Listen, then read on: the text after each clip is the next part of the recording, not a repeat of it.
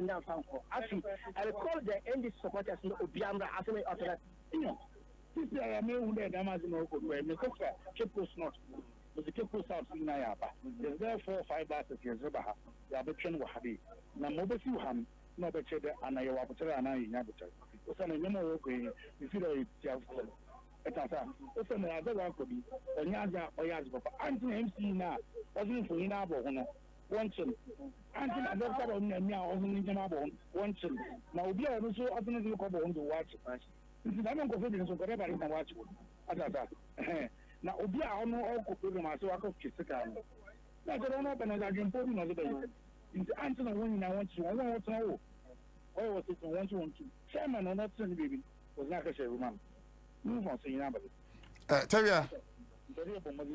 Tevia. Tevia. So, talk about the we are catching of America. Oh, yeah, take those not for Montreal and then he has a tractor case or a people as a technology. You could hear you, Wigma. Before home, if you are no coffee, or your police station, I have a movement or your chairman or hard nature.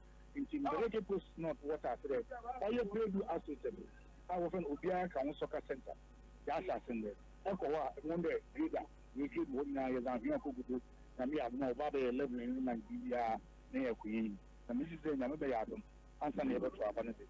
Keep us no conscience, even your associate. Associate the fear ye, Ushaban Ho. Ushaban Ho. The parents what I said. All 2022, October 23rd. The letters called Ghana Gas, the letters called Oye GMP. The woman and woman ain't Cape Coast North, conscience Oye associate.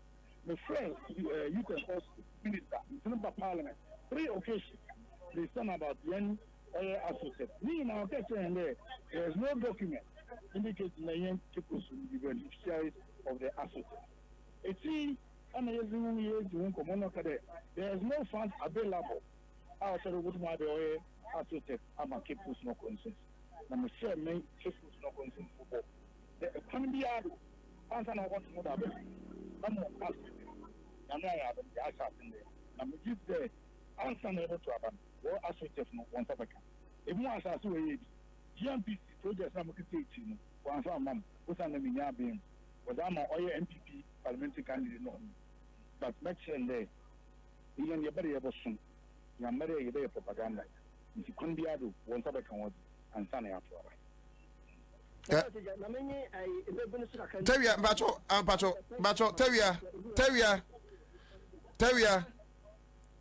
Tevia, Temeka. Mammy, honorable, Bacho, for honorable, Mammy, Mr. Nasamba could be. Mr. Nasamba could be.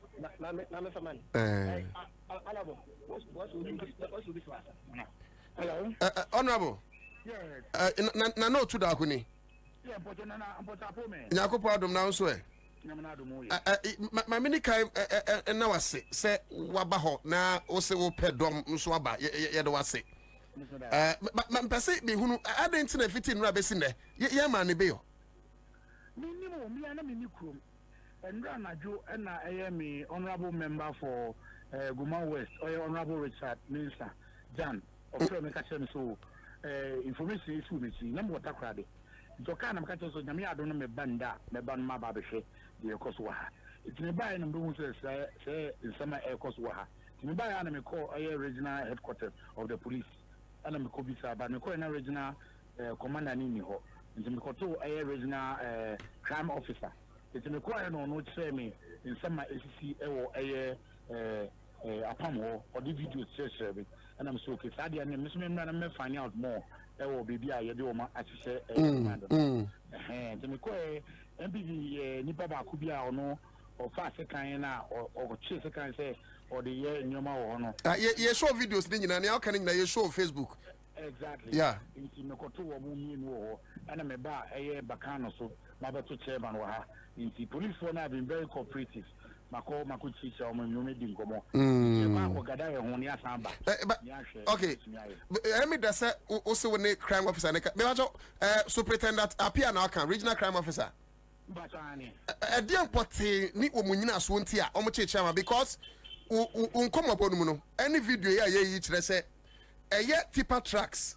any other drip can say machines are ye de be sa district road improvement program no ya hunu baamia any MP no posters abobo ho udi kan ka say NDC for so yes so so de omo de ekwa bo ho no ana metime ho asene bae what we know ni say enye MPP sika ana ye de ye drip project Ghana ye to ye taxes eti say ye the machines ye de be district road improvement program no esiswo na say amanyoko ba akode ni posters aboho de a LPG betimi de aboho NDC betimi de aboho PPP betimi de aboho because it's not for only one political party.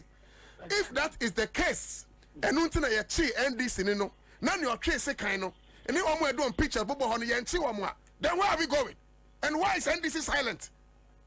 Exactly. Even as American or now queen great progress no onye for MPP that or year for Ghana to the American. But as Indian members of parliament, we are contributing factors to this particular project. As Ghana, so we are contributing. We are other stakeholders. This is common fund for they are all contributors to this particular project. In terms of then, Yamakwan, and my MPP from what was one process was a form. And Kamian for behind the posters and form, you know, Ghana, a German Yababayan. Now, I was who poster from one today, but I can't one MPP for one was the Amazon Bay. Yes, so you feed on Yaza or the Egitum. What's on the your contribution and you're talking about because as a tax bar and this is opening in Kutia. Abakare yengana vunyina yenkokutia ya contribute na ya machine naba what then they allow MCs na parliamentary candidates na was one for you was from do na yen your other political parties yes yen to for yen from do okay as I was here no I thought it was something that was diving towards unity as I said so I was those about yen to be asking that from one that is the unity we are trying to create.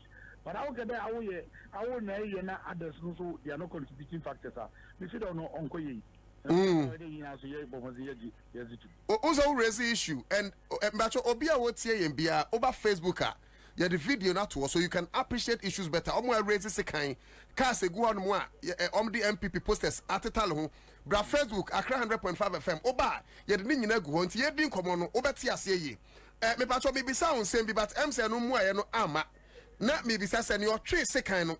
Yencheno. Ni ordinary posters at the taleka yencheno. Crime officer saying you know so important na omrechi NDC Gomwa West chairman what you know so then we want to know because we need in come up to now you better establish as Kunta watching in fact me call regional police headquarters what you bakono chise no okay on so much no you bakono sa na opada the Gomwa West MP ne sika also from oil equipment no okay it won't be now regional headquarters I mean you can see here okay but the mom chairman no on no bakano or one police station if you can call regional headquarters for yanyin kofe bi ni kizin komo yewi na regional commander suzin komo regional commander ofinkana oreba oyegwai if you try no aba na nkoma wogezi wogwe bia order was ba regional no yetumtu ana won bia so ya ba mozen ya regional no eti omde chairman to sell chairman will remand. Oh no, remand, but one more treasure second day, actually, one woman remand. One after the woman was statement. You're quite now Ugudu was statement. And you're quite now what now warrior was statement. You see, Bakano, yes, and Yako. Police. But case bank honorable, but he's entitled to bail. He has a right to bail. On police, but I would say that after one since yesterday. Why then? I couldn't get a second and I could now put some from one and then one second one. And then we book a word show was statements. But chairman is in a moon as a kunta, while my chairman was off it in Nida. I won moments when you see. In the action, regional commander Mwaba. Also, go do in the Cape Coast in the action. You could turn one officer open over Oba, a quantibiado, our dear son. Yes, and chairman was winning the asso, the buffer now wash and away. Actually, we didn't come off. You never come home, get that. Yo, tell ya. Hello, hey, just to be pan and crofo. Hey, ready. Not to tell ya, so one a ponko, one a toda. Ponko, unsa ponko, ya. So I'm supposed to do One was a ponko dia. So uni sa ponko dia na nkane to. Papa. Na ponko no adua no won to no. Dua na nkane to na nia okom bosom no. Ono ase konfo ni dua ne bedi na se woni sem. Power is transient too. To me, any mere ni nkaso. No kwasampa. And a gentle giant or mampaniku for Sabi. Mira at a hill money piano. JJ Obianwa Sro no Yesro no sin J and a JJ way. Eti I tell ya, sir, Bebre Bay a Kufa de Baumia harassment way. Said to me, some of the coin. Mentiasio. Just a 2 minutes, you know. Just or misuse power like match or the 2 minutes now. Tell you, my man, I say. Nana, I think I can. Your best is today. Or in this summer, you quite to work north and south. I go more west of Faber that since yesterday up to now. Now, we don't recall on work home. Now, one day, when you know what to niche. Then my honorable Dr. Kwame Mintani, I quite see your doing if you fit up credible to her. Since our ha. If it is a time I order in this summer, you can wash a waka. No, we don't want more than that. Nana, I did you call that? The name is permanent. Makawasa, but Maka to a FA. Nine regional executives now, including a regional chairman. Why you want to cast because more unity, no question. What you are central region? Mate, every time you ever say about China, Nana Tevia, ignorant them, own Finfimantem. NDC, Central Region, and ne Medebechamo. Penny for say and share Yasunia Sem. I've not heard from your side. Intimate pentemumwa. But it is a shame. Say fitting rap besinde. Your chairman have been arrested.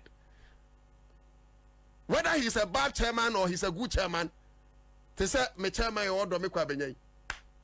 Where they are, where me chairman. Adwene ngakra, where me chairman. Eti say a chairman lamtine.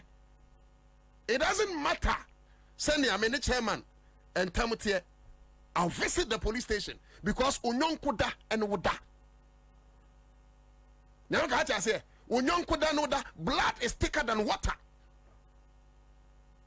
Meaning the relationship between Chairman Kasim, Gomwa West Chairman, NDC, and the regional executives. Hey, Bessina, you guys have not been able to organize people there. Look, like I said, and mintie the side of Chairman Asiedumu, any idea so, men pentemumwa. Biana, they also have a case. No, nobody has a case. The most important thing is that you must show solidarity. By now, come on, your home, 15 rand, as you may say there. Let them know you guys have the men. They cannot arbitrarily use power. Let them know that you have the youth. Obia, what tell me, Bia, you say Bacano police station. I was Central Region, Cape Coast. Go there, Obia, and this is the tell me, Bia. Obia, dog democracy, dog. You guys, go there in your numbers. The police is exercising authority, but on behalf of the people. Nobody can arbitrarily use power. And we will not allow certain things to happen in our country. And that is why I said the head of operations, NDC, meaning say, okay, Chief Bind, we are correct guy. I am funny say, what you say, Koye, Mr. Enkoye, Crofonio, Nipabe Trepena. Respectfully, organize your guys. Even if for nothing at all, solidarity. Let the chairman know, sir, or one Crawford energy. Eti, Samin so to Darko, to me say, I said, I'm a huh? A salmon may come on. What do you made a chamo? May come be Biasa or China. Say, Yam me host the crane besu or China. Now end this for Munkadam Honko, send me fire mochano. You see. Send me fire and this for China, you see. Kwame my free animal uncle, Papa names him Hunkwana. I say, not drink coffee or my uncle fires, or they say, happy chairman no way. Cratching, your way, where you go to a TV so Bianca Rancher. Wontumi. Hey, Sikako di baby bonio. Crofako school, Crajinania dear, Sikanko Domuzem. Nipa Bonfo, one was sense, I say. My main kind statement here, they are to Facebook. And okay, just before I read that one, let's engage our people. Maxwell Akpabuli, or say they should besiege the police station. That's what I'm saying, sir. Main case will be unconquered to trust them. NDC, because of John Dramani Mahama is a peaceful man. Mr. Ramo, mo bianco egidi police station one. And yes, sir, yenina yesaya mrana, ubidia nyambra sama ye nyamra bia manenje. We are asking you to go and show solidarity. Don't go and destroy anything at the police station. I beg you. Nina, I take Toto, or say more fire. Prince Legend, or say this Akufo and MPP people want to spoil Ghana. But I bet you they will go to opposition. Oh, I'm a co-position. I buy a co-position, NDC co-position in 2061. Say ya, okay, Yamonte. MPs ni mushe. Ministers ni be mushe. Say ya, NDC ni co-position. Now say ya, Akufo, so they say they are going to opposition. Say, also, we need Mahama, close to 1 million votes. I swear to God. Opa for paying same baby. This Abai will lose not less than 1.5 million votes. Me na me say. So Abai when me we need even 1,499,000 votes to crown with them. Did you hear what I said? Me say this government, Omse John Dramani Mahama, Eluzu close to 1 million votes, a little above 900 and something thousand. Me na no to Darko. I am putting it on record and let it be said. Say Abai way. So when lose 1.5 million voter with them, but me lose more than 1.5 million votes. Sa chrono any trimodia what the Ghana for no. You better think I'm telling you, Ghanaians will show them pepe. You bet Trump say to me ya na to me no ya pano kakra ne dia mom. Ya nya Ghana what can pay mo bia. Ya nya Ghana will and mo bia. Ya nton Ghana mom and who receipts. Kwame Sanfato so mama na yanko me kai. Well, I Nilate was the most Ghanaians following supporting political parties don't know the right and allow themselves to be bullied. Chris Adakwa Jennifer said the police must arrest that man wearing the green smock. George Asiedu was yesterday. Okay, we'll be able to match that. But over Facebook, and yeah, acknowledge Ghana web. Was it? I will deal with you. Wontumi one ex-Ashanti Regional Police Commander, COP Nathan Kofi Boache. Ewia pa na abama nkutana ne sei. Kofi Boache asem na Wontumi kana na Kofi Boache de we. Kwam. Kofi Boache de we. Kofi Boache nyoche atai no. Kwam betrans minim Kofi Boache ko ka because no Wontumi say Kofi Boache na minim de Wontumi ntimi nkasa. Kofi Boache de ye Kofi Boache mienu Ghana na ye miensa. Kofi Boache de na Wontumi kwam Kofi Boache de we. Kofi Boache ben because me person me kind statement be Kofi Boache on say or the base ex police commander. Yes. As Ashanti Regional Police Commander. So basically is referring to Yan Nathan Kofi Boache. In fact, Ghana web crowd about COP Nathan Kofi Boache. So there will be some no ye say or the Yan Nathan Kofi Boache. Yes. Commander 1. Asante Commander. Ona won't make us as a military. Ona won't me. Oh, Kwame Jai won't be who for to kasa. Oh, Jaja. Ona won't me I can say. Oh, Kwame Jai, me say won't to me kasa and Kofi Boache. Oh, but or not or the Kofi Boache. Or the Kofi won't to me. Won't to me. Won't to me the way. Almost say on a Ashanti Regional Chairman. No, you go to TV so no who for. Don't you go. Dear Menchiato Safran no. Oh, Yare by force. Hey, dear Okoria confirm no. Okay, the Korea confirm no. They're not on in upon your fine. On in upon your fine no. Don't in upon your fine. Okay. Oh, so that's some fine. Oh, okay. See that don't me fine. On in upon your fine. The name said Omugusu. So inti on all say Obi Obe hey. Kwama min kan dey answer. Say, I say Ashanti Regional Chairman of the new and maybe I talk about Facebook. Yeah, they are two. Oba share mine. No kura no hande nyansa fie new. Untia obetiva. Ashanti Regional Chairman of the New Patriotic Party MPP Bernard Entribose within the dead and say munukwa alias Chairman Wontumi has threatened to place retired Commissioner of Police Nathan Kofi Boache under citizens arrest. Na me otu da kura beti me de ba brother. Over to me cry the member to citizen arrest. Now the Kofi Boache got to citizen arrest. According to Wontumi, COP Kofi Boache, who is reportedly integral in security preparations of the National Democratic Congress, NDC, is engaged in training members of the opposition to cause disturbances in the Ashanti region during the upcoming December elections. Now, after he said no can. Where he said no Wontumi can. And I think so much more from Kofi Boache if there is any disturbance here, we will hold you responsible. This place belongs to us. You were lobbying for the IGP. Hey, in an MPP government, if I saw. And today, you are the one training NDC mercenaries to perpetrate violence. I am going to deal with you. This guy is threatening him. This guy is threatening. By now, they should have arrested this guy. I am going to deal with you. I am stronger than you. I will deal with you, Kofi Boachi. Tihanum. Because if you meet Kofi Boachi anywhere, hey, that means I want to be your IGP. If you meet Kofi Boachi anywhere, arrest him and bring him to me on citizen arrest. In what capacity? Senior, Kofi Boachi. I didn't know what you what's it? Who to me say? Or no? Or betche Kofi Boachi. Nathan Kofi COP. You're saying the police ne penny bino. And now I say obi hu ni bia no che na frɛ no na ɔmɛkyɛ no na ɔmfa ne nto citizen arrest. Ɔno no yɛ hwan? Wontumi no no yɛ hwan? Na wontumi. Who is he? Yɛ ka wontumi nkye yɛn. Wontumi nkye yɛn, wontumi yɛ ka kyerɛ yɛ kora ntumi nkye yɛn. Na we me yɛ sure sɛ na wanom bibi. Ɔno ɔnom bibi wa o. No, but no ɔnom bibi a so wontumi nka we. Sɛ nkwasa asɛm no ɔka. Sɛ wobɛtumi akye Nathan Kofi Boachi. Onim sɛ Nathan Kofi Boachi COP Kofi Boachi. Yeah. Meaning na di birthday ko. Anyway. Oh yeah, meaning na di birthday ko. Oh sir. April, yeah. Oh, so you fit April. Yeah, or solid man. April born. Yeah, April born. April born for who say list also April born. We January April for now.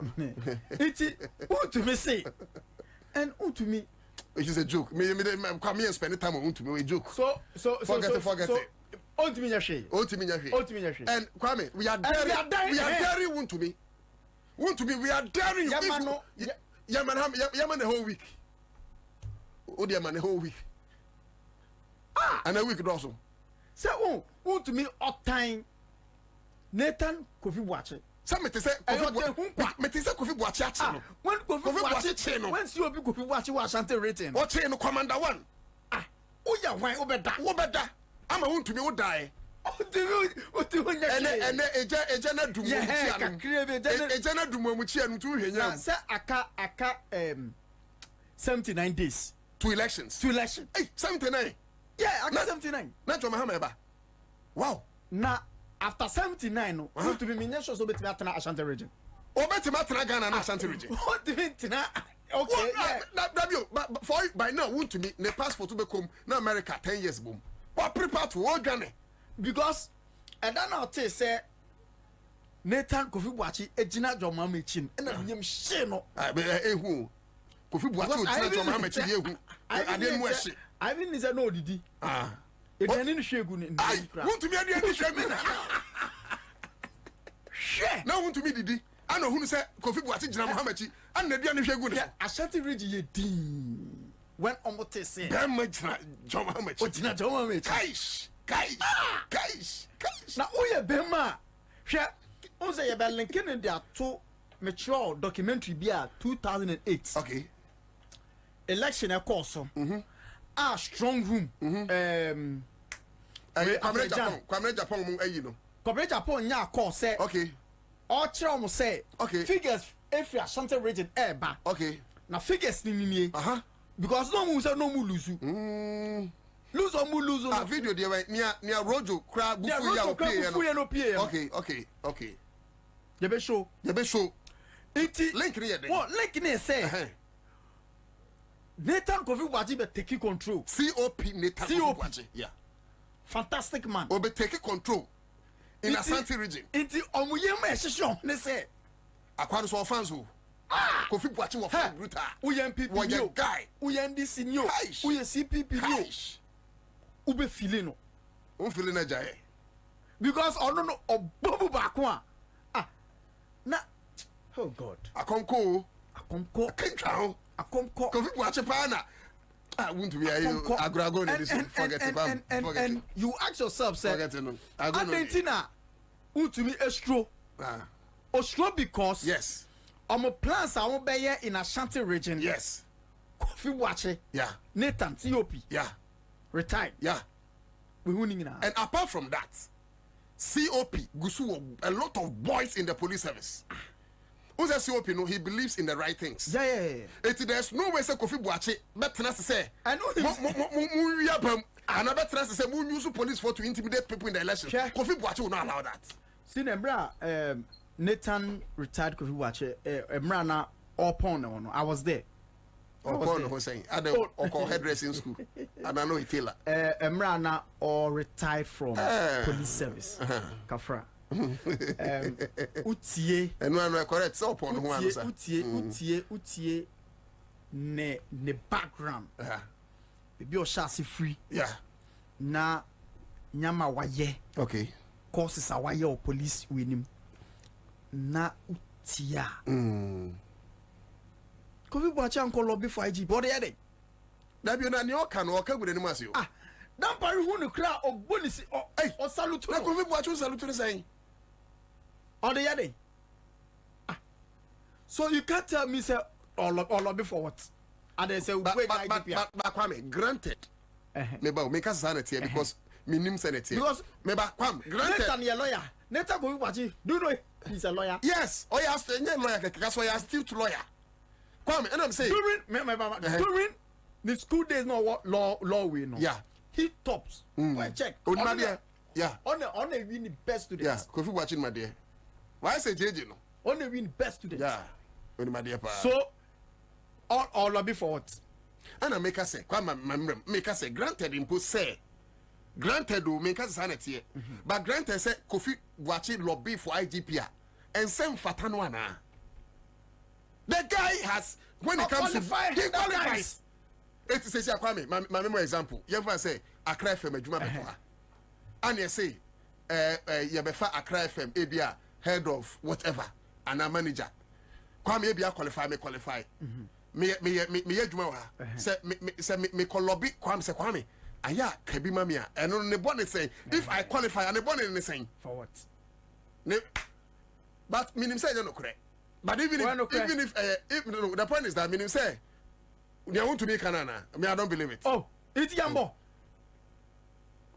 the Yambo want to be tape nana want to be the no correct want to be the end of me say or say we na ono Kwame so you supposed critical say want to me is a joke. Let him get 20 years visa to US. If Kofi Boache becomes the IGP, he will still bring him back to Ghana to face the law. I mean, what are you talking about? Na me gra want to me Ghana for mutie me wow. No want to me tape. Ghana for mutie me. Before I be want to me tape no.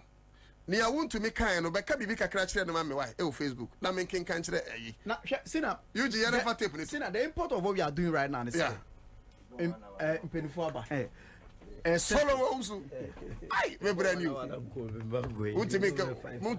untimi na ne aka nyina koye o ede ha me hu so ba nam so e what so dey Mike no ne aka na nyina koye o ba so nka se mboni da won ka woni bi bo so bo wa na wa no ko la je boya e ana odi wani ma Kwame bribe so no musu na ba no na woro babra obro fo kapa o oh yeah na no mitenu o media general babra dia chame fa se woro I think for me be say na can say Alan emfa so no musu as running no Alan we had the right choice F but yes but the other guy minimum, but I think it's cool. Kwame Usuda so yeah, but I know him as not all Pan-African, right? Yes. Yeah, he's a cool guy. Oh no, bet you born you golo. Yes, no boy golo. Yeah. Oh no, kwani but things say online so much solo.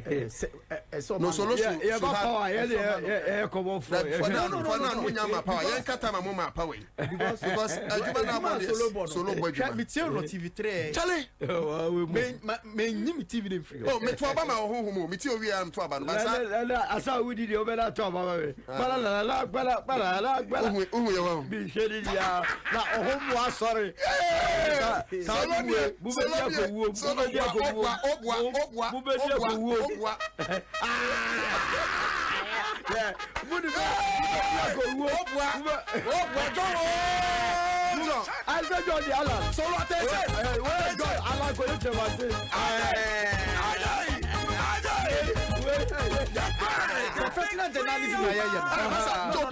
Journalism, you're professional. You're a professional journalist. Journalism. This is BBC standard.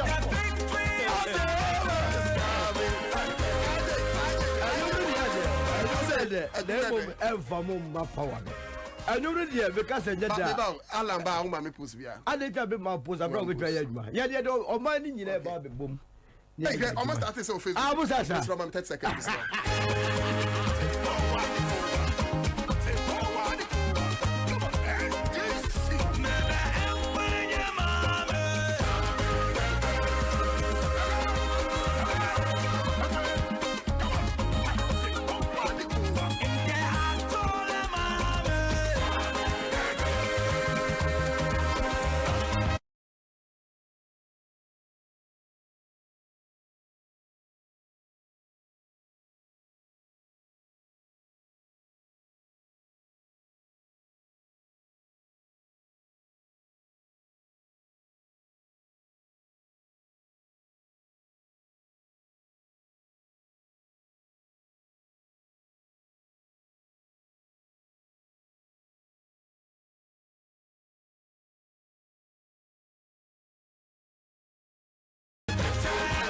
And Crawford on Facebook. Well, Kwame Mama Sakakra.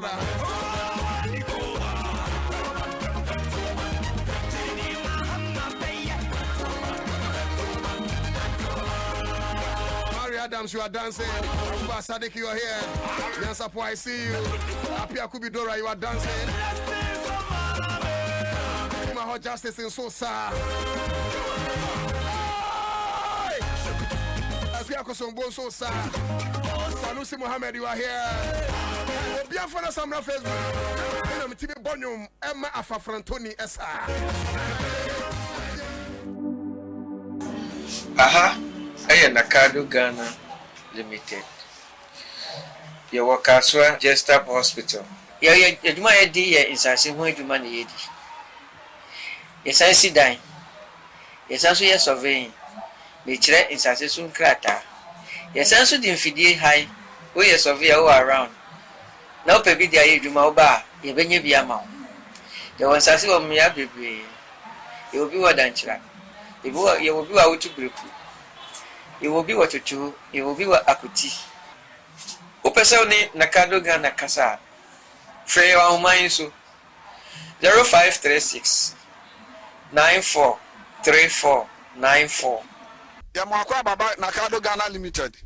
Yaton Sase, Yesi Adan, Yayak Adan Krata, Obahan Moa, Yabeti Swamon, Yasasino, Langa Diniso, Sawu Usika and Sokrana Ba, Yabama de Niasho, Wetian and Kakrakra, Sempo Yabodu Juma, so Utopia Wataoya de Unioya Biano, Pehaniata Swamon, Utsa Ukra Sikansu, Sikaboten so Banso Ebehe. Na ya ni aye ho adwuma ma ya asase no langard ni so aha no ntokwa ya ni asase ne sa eni hanom na se ye mo asase no so a ye behwe ho ahu se ubenya okrata a odi be dache obibi ni abetumi aye ho adwuma Bidin the big mama ma bato asase me purpose nyina na me sakai asase so da form e wo Nakado company asase ne fofofo so when we say so pa ye ma obi na what you kakra enti papa na me sakan ti obi amra o ma gine die obi amra o ma gine die obi amra o ma gine die Nakado company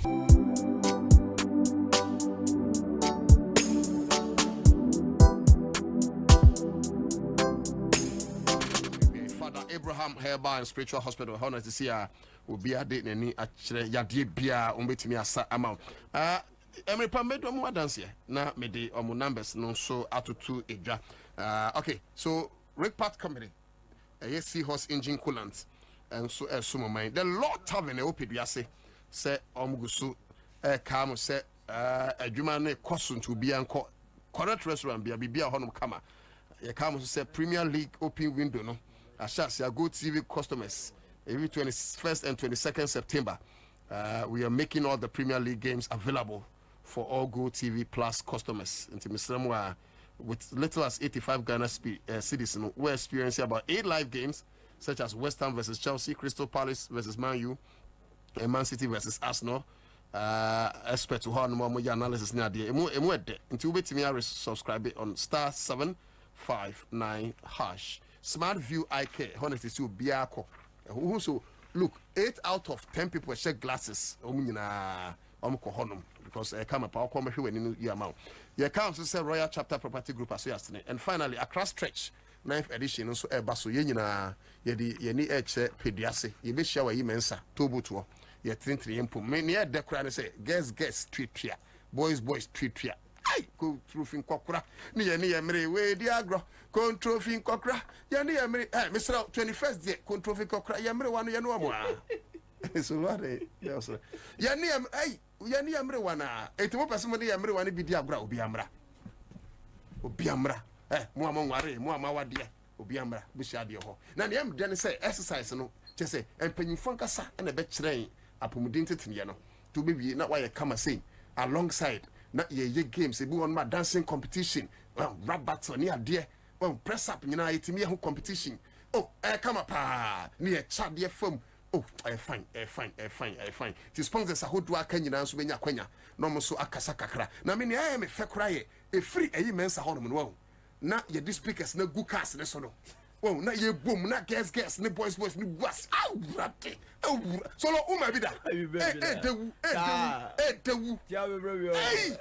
Solo, 21st, the 1 mark cross trade, 21st, and Kuma birthday. Oh, go solo, yes, no, Brebi. Oba ubenya kwanya kasa ba unkasa politics you can the social issue what the enka politics Matthias me kura make John Mahama obi nim no be ka John Mahama me nesi for so okado ma me ko John Alaji exactly because honum no Alanche Martin fo wum John Mahama wum MPP wum different parties how you can your brother how you make John Mahama ha eti nyina nyame adoma 21st September yeshia so ene ye hwe niam 2 Galamsey politics in try, but Nehunya Kessie and so 79 days to elections. We are putting elections in perspective. What are the chances of the candidates? He answers some chances, and I know say you go for a candidate though, but let's analyze the whole political temperature. You know, connecting it to EC, connecting it to National Peace Council. Connecting it to, I mean, everything, elections, the body, stakeholders, CSOs, journalism. I mean, 79 days ahead of elections. Young fan shall see the crack saying. My medal was saying about Minchia with Chief also, and where you may Accra FM here, one of the media houses are Mabuama Ghana Cameroon Kunanim. In fact, more a few of the stations are Moma Afafranto. Ye kasa ye filmu pa essence stations be bro ye kone ye kasa ba kumienu a ye scatter all their votes yentido ye no ye wuremu anu musu but then this enke bansa and team de na sie mu eden ebema mo adwume ene ni urane na Alhaji Seidu Agongo ye twa ne bank mu no Allah will restore that bank license. Good. And this Ghana ni we are suffer unduly. Nipa bone 7 yebeja 79 days more for Akufo-Addo to leave our televisions. After 79 days no. Yebehunu TV so na bia or call function bia or call boa Alan Chamante as the president of the land. The woman say election a year kumi Ghana for are you confused a bit? Na dia ama omanya hotoso kakra and it's there is a third force in this election. Uhia ana sisia adokoro Ghana for nyina middle class wiped out. And yentumi school fees, yentumi adanka, yentumi chesa abrabomu de bema abraboma kosoro bia no yentumi ye. Ne nyina ko wie se the new patriotic party in 2016 you can't some there the nameka hobi 100.5 that time no oraba umia gina bebia sena economics without here sabu kro kan bida okay oh mebro copy now can have best sena eno na no issue economics without tears. Okay. Into a bar no be a bar chart, pie chart now what true Pythagoras. Now was said I would intro. Now sad time no snack Ghana no ewa him. That is a reality. And inti obi an ho chire ni bia obi obema hope. It is sad time na no raba o mi ma hope no. E ma Ghana for enya hotoso. Especially say no owura Kufuado so sa ka chire nyina say baby anim fie duru no nya afi no be wia yesika. Anati gidie bi ye dey ebem say oba be your man ye mi nyina ho atoy. 2077 January obi si so to date. If say ne ye ma owura Kufuado akora so san ko campaign so sa be your man pani bi wa ebe ye den so between 4% of the society. At least 4% be between you because one more appointment no my galam say no more we are Ghana. They still believe in his dreams. But in terms of say o minor do na timu no emfa so de pa ye free papa yi so no akoya reho and until say on your option. Now on your option how can say Okufuado on your option na beji chebe option and also any option. Because this is the first time I had a vice president of person be the boss idea. One kasa journey from the boss decision so. Ilevia one kasa kofa baye and I know me have miracles in the MPP for boys be and the placard I could baby say we will abolish Ilevia when I'm say and go forward. Almost runyame. Na sense o me about betting tax. Wo the betting tax. I know me tears am you go say Africa the ente. And the crown my boys in here edwane aba movement no. That's what one say. Boys here ko hye Barcelona Girona, Barcelona way Liverpool way and I know Nottingham Forest as a bet. Boys see complain it me. Yet ti wo mo taxes akese na same ewuku be ka bibia kire mo ase yentom. Na chese okro wasa show mo bufu. 11 na de buy betting tax na de buy sanitation tax na de buy COVID every one more ye declare my COVID free and so tua onto Accra FM and ontina ebeye den obi atua ka tro say o break 8. The issue of breaking the 8 it does not arise. Now the amanasa yesre kra ne say enrich me kutia yes the research director at the office of the president then Dr. Isaac Usumen said election here neck to neck. Mr. Sir, the original researcher and one ho me who be would name say or the two guy a binding beguo any why any research the survey any no na joma manya 32%. Now Alandon go yochemente enya 31%. Anna Mahmoud Baumia enya 25%. And you take over Sano. Na akoye asefem. Say, how do we go and publish this results? Ni akase, yenye candidate to Ura Mahmoud Baumia are. And unti naturally say, I was say omode ose to papa so. Na Wontumi esesa no say neck to neck. Na oti abem na say was neck to neck. Say ni ukofi. She's ever since I only two Gano MPP for the drona AVS can be bring now started from passport. Say umbigane every mine. And there is no doubt about that. Say Abeya ye kwakotui the MPP enka in terms of messaging. Edi asempa no what we are catching on mine. And I know I'm called GSTS Takrade. I'm see bold solutions. No true. Because I say both solution back up bay and I'll kai on some of my dear I catch him. Who's on Gary? No members so dear Yana say almost and Gary. Who know call platform be a so among Gary? Sensationalism now. Because a been one leader here me by bet me about 35 policies didn't go, but one among Gary, okay be almost digitalization. Yako home. Digitalization, no musio, digitalization, school, digitalization, didi. And I know make us almost a common benefit vision because you have a press digitalization at the number. Ebinio. And it's Mahmoud Baubia, adane no atesede ene wa nwura sori dem a ekira no wura ayi muslimi dem adechia no wura bosom dem just wanka wunya ka kire so obi wa hanu a okuta powers obetua mana president oba beda ho but no does not win elections. They win elections they say washabo we this so mebunu na ene komodi wo mu a ene mawa wie national service oba besia obenya kura nanka bema bia owo position na dane amana adwuma. That is the reality of our situation. NAPCO for crap petition peace council. Na say NAPCO no kura ntino ni se gabon your contest election about 20 a lot of months in Tiomaka. NAPCO ayo raba umia ene kofa bai ana odi onu ani twetwom twe friend Dr. Anyas eto ano now nipa omo fa omo NAPCO no mu 10,000. Oh, I'm say 100,000. Ana omo inflate ko 100,000. Ana busum bia no mo gis na no the first scandal ala mbewem aye krono dia complete Omudo 100,000 ko fa omo omo website kra no we 23,000 na mo se bu che omo twagum as national service omo ade nipa bi hyemu a na omo akɔgye hu sika di ti ye ko nsuogu kentem so ba omo ne atimu a NAPCO is spending 2.4 billion ewo ho.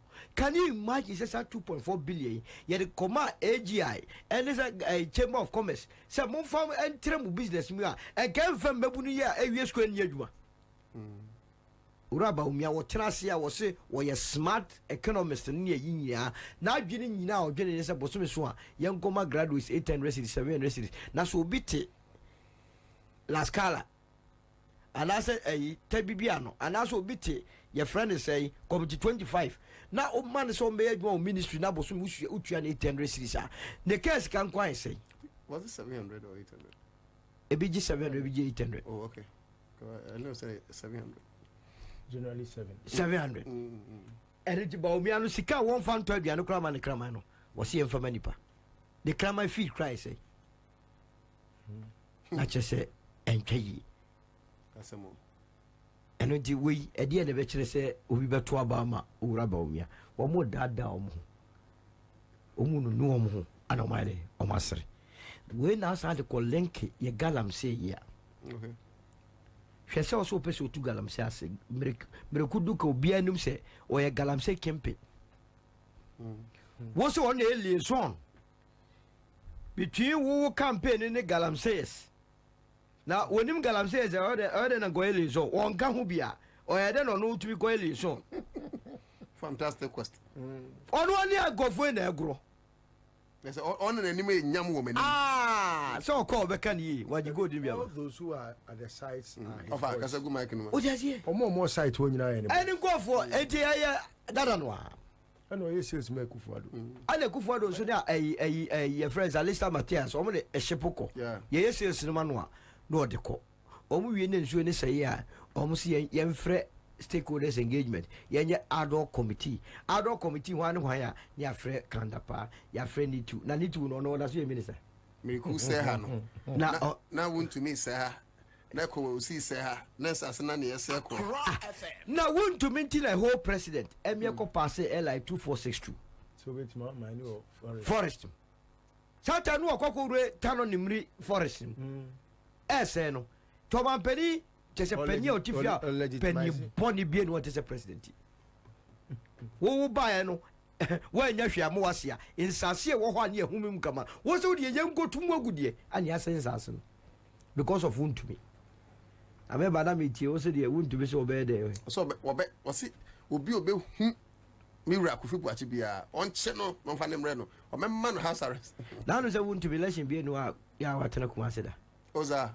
let me tell you ye to ababi a wodwane free Kumasi minim da odwane no hwe da se ekoyi a enwumere no asofesi Wontumi wa wonim ne bia election day won tere Kumasi o ehu fo number 1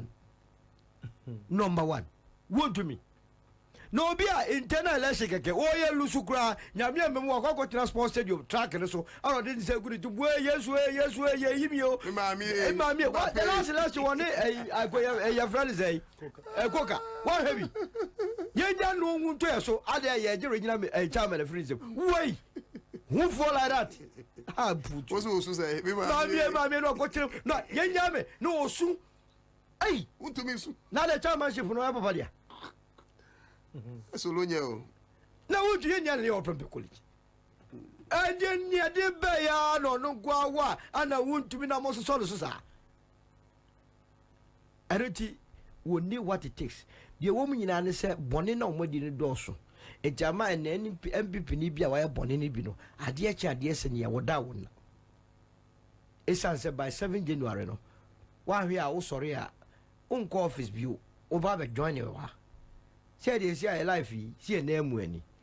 And it is 7 January no. Or no per se. Eko besa sori no ko ministry, obesa sori no ko form machine, eko sensors no. But ndro ni asesa otra bia ebia na otu na eko akoshe ho. Now so sorry a wa ba be start ya oposu. Ti said ye oposu bi. But in terms of say enye bia no oni bi hwe.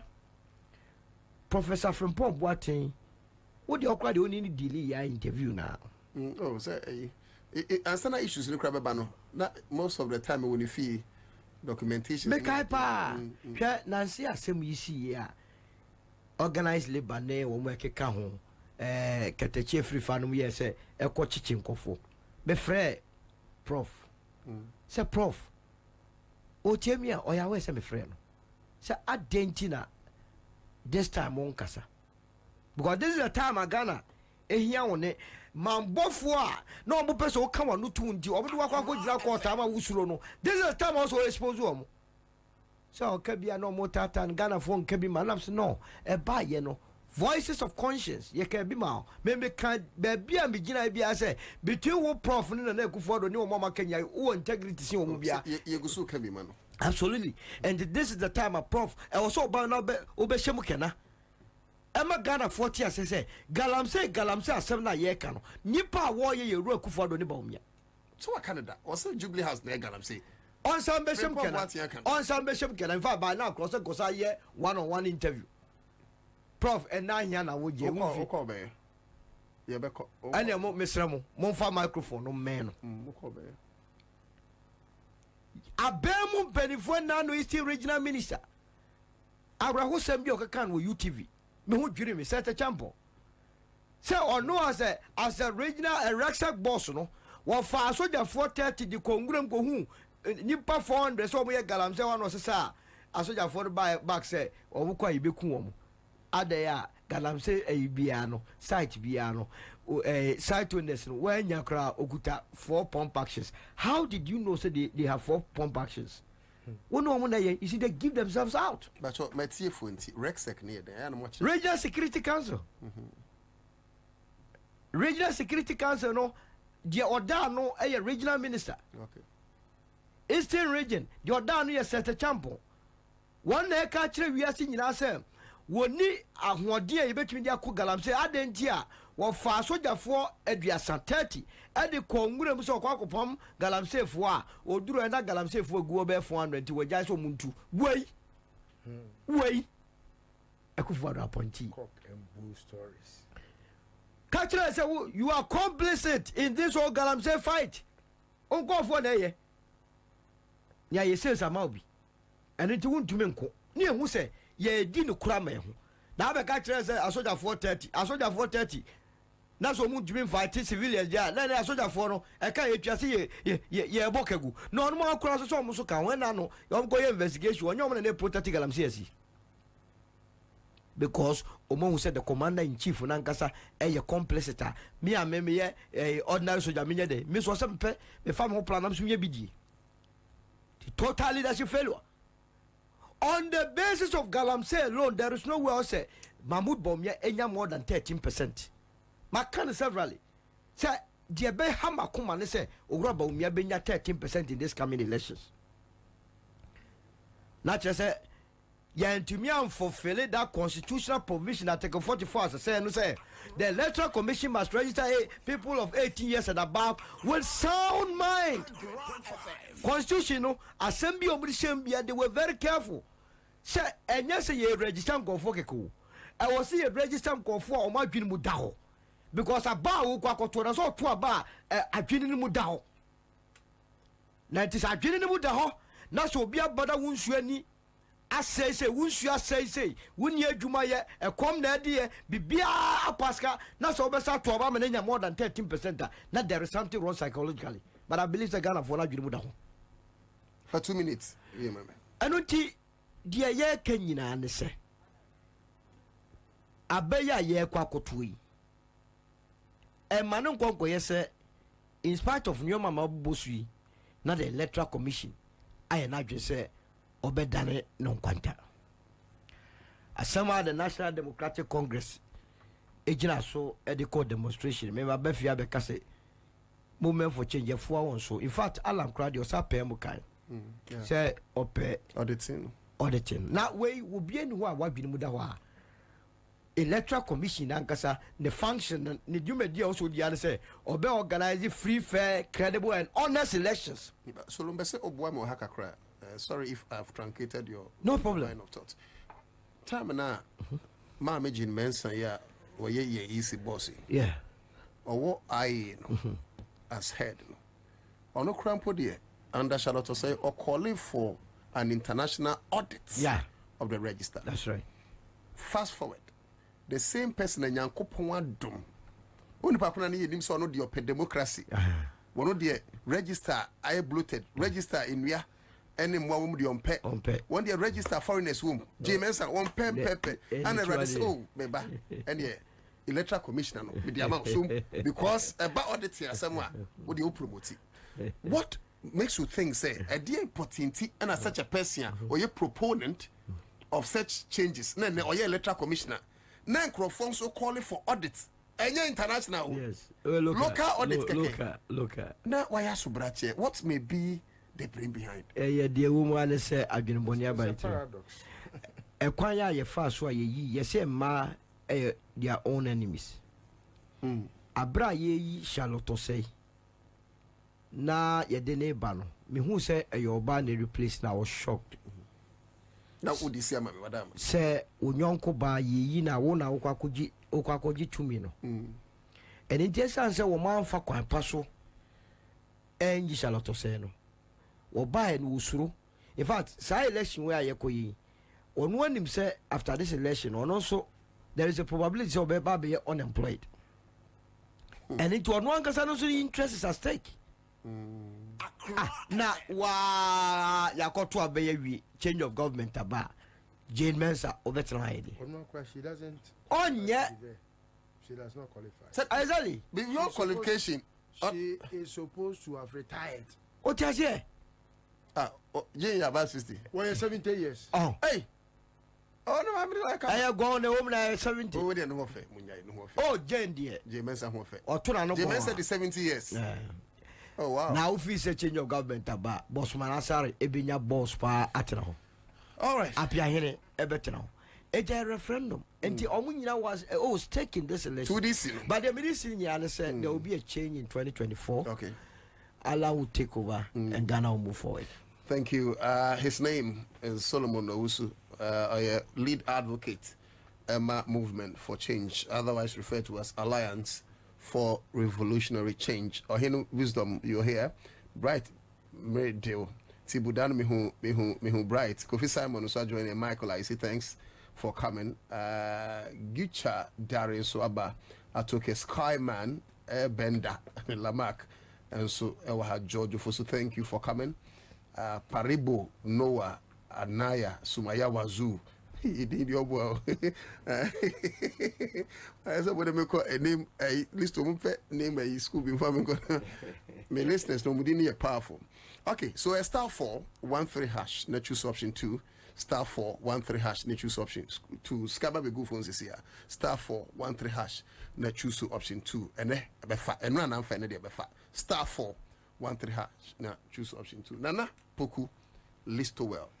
Ewa nepoku ene ne den be ma won sin suom ansa na waham ono enche wontumi de ne be to citizen arrest who ade wa pin nepoku wontumi do be to citizen arrest pa I don't want to nepoku suro wontumi won I want to be sure I don't want to glorify wontumi sire esro nepoku ya go ahead. I don't want to glorify your what do we call it your attempt to put me to give or glorify Wontumi's commentary with any say, and then my banner quietly. And person will be able to lead me into temptation. I want to lead you, no. To want to lead you into temptation, no. But I checked here for me. Senior Saboko there. I do. Say seniors need to go anymore. Oh, she had another beat. Senior Napo. Napo. Wontumi. Oh. Are the seniors in the club now? In Prempe College, your seniors are your seniors and your juniors are your seniors. I'm a call Prempe. Yes. Oh, Manco School, Papa. Hey, say your Uncle School, your college. And now do we know? Yeah, and not the way you're Anyway, say, as someone to me kind, and I'm a percent cowbona at T4. Let's revisit it. You Jim Bacho Bomai. Memo. Maybe I finished my joining. Memo. Do it and yet part of your topics there, but yet free. Okay. So Andy Moles, I say no to tell Solomon he doesn't have vim in the takeover. And then una utiti and this for say I'm going to deal with you. I'm going to deal with you. Wontumi. Kofi Buate. A friend is a former police commander. Yes. Kofi, what can I say? Diabo woman ni wuye. Na diabo muso ton wi ani ade. By a source which they said na wo ana na momi di wi kokoma no. Na yakubo ni trio. Ama ni wuye. Wura fi budo wa hemfa. Kofi Buate Sabasa yebia ba say yipa. We will hold you responsible. Ade yedio. Sa wo na wo to pa GPO. Ka wa keep your best wo. Ene wo na wo tete and this for say omfa basabasa mra ha say. I'm going to deal with you. I'm going to deal with you. Me, I will deal with you. Na mani abisi. I will deal with you, Kofi Buate. I will deal with you. Now, baby, Bia, Mubawa, Kofi Buate, Bawa, Ibiano. Don't say no, I'm on Faram Rebbe, citizen arrest. Now, I will hand over to the police. Wow, Bacheno. But I'm telling you, at this hour, you're not just sad. As not tomorrow, I say, I know they buy a year. What I say, yeah, when you have a prayer, but yet, or yet the toy back. I'm telling you, this is the strong warning. This is the strong warning. Now, I said, I'm the jar or you. I'm a family demonstration now. I told you. Demonstration. Kofi Buate. A friend is a former police commander. Yes. Kofi, what can I say? Diabo woman ni wuye. Okay, yenti finally. A friend is a former police commander. Yanko. Listen to that is it. And ya bono at least you know yati. Yanko. So check unya Kofi Buate church ne bra citizen arrest. Me mama adwa tema na taxi CCA. O say hwani Jimmy. But Kwame, Mr. As we need hame. I don't know my tech as a could be sir. O say hwani Jimmy. Madum ni nyina so. O say hwani Jimmy. Okay. Ni Jimmy. O ti ase. Nti mama nyina adwa tema asemi so na menkati for say omonhwe Wontumi ni Jimmy. Enyo na aka we adwa tema. Me gya me mama asem so. Na maka say hwani Jimmy. On say amayosem no abafo papa. Na enye Wontumi nko ena mate se sebi watu nanumutuo mate nipa bebre nka but ama mani age papa fellow Kofi Boakye is a fellow. Yeah. And the decision to want to support His Excellency John Dramani Mahama, no. Yeah, Odane di ewo eye Kumasi on the 24th of January this year. Eye dia abonipa hu papa. Because you see, the security map of this country is in the palms of Kofi Boakye. Bibi bia MPP for ye bia. If we say Kofi Boakye, I now so say or support to John Mahama in his bid. FM 100.5. Almost every FM 100.5 person or security inclined. I catch MPP for say they should be very, very warned. And Kofi is not the type. I mean, KBD, who are from Ashtown, feeling Kuala Brim. I be doing in penny fear so baby a KB. When you drew a bobra, dim fear do see our posimu. I mean, ocean education background. Obi a ono posinia wakusia de wo India. We work with now say I will deal with you. One will say cowards die many times before they are deaf. Want to be a coward? Oh, I mean, you don't have to even ask me this question, knowing that you are discussing a coward. He's a coward. He's a coward. Wontumi is a coward. Wontumi. Yeah, Wontumi is a coward. Just say you can't obia. Pacho, original chairman of MPP in Ashanti region, Nasa Namuka. But I don't understand. I don't know. I'm wasting time. Yeah, so, I mean, you see, that is why I am not really dwelling. Sometimes I'm not people who talk for attention. This is not human being. It's true. You are right. You are right. Oh. I'm well rebuked and admonished. Yeah, but I began by saying I won't grant him any order just because of my mother's text message and I may respond to it. And I did and come and message on the so cry. Said me, mamma, or ball, tape or text me, say, when Jimmy, and a mammy cry me, yes, I may can be. Yes, I come the year Mugu. So you see, I'm just trying to acknowledge, say, Kofi Boakye's presence in the campaign, no, and in the background as far as security of this country is concerned. Ama omo plans in academy, because anyone who tries to do anything on towards no or better to say anoma ni prebu atia free dua so ahwe form on any men nyina bewu. And then it's not as if say we are even threatening. It is something that we will do.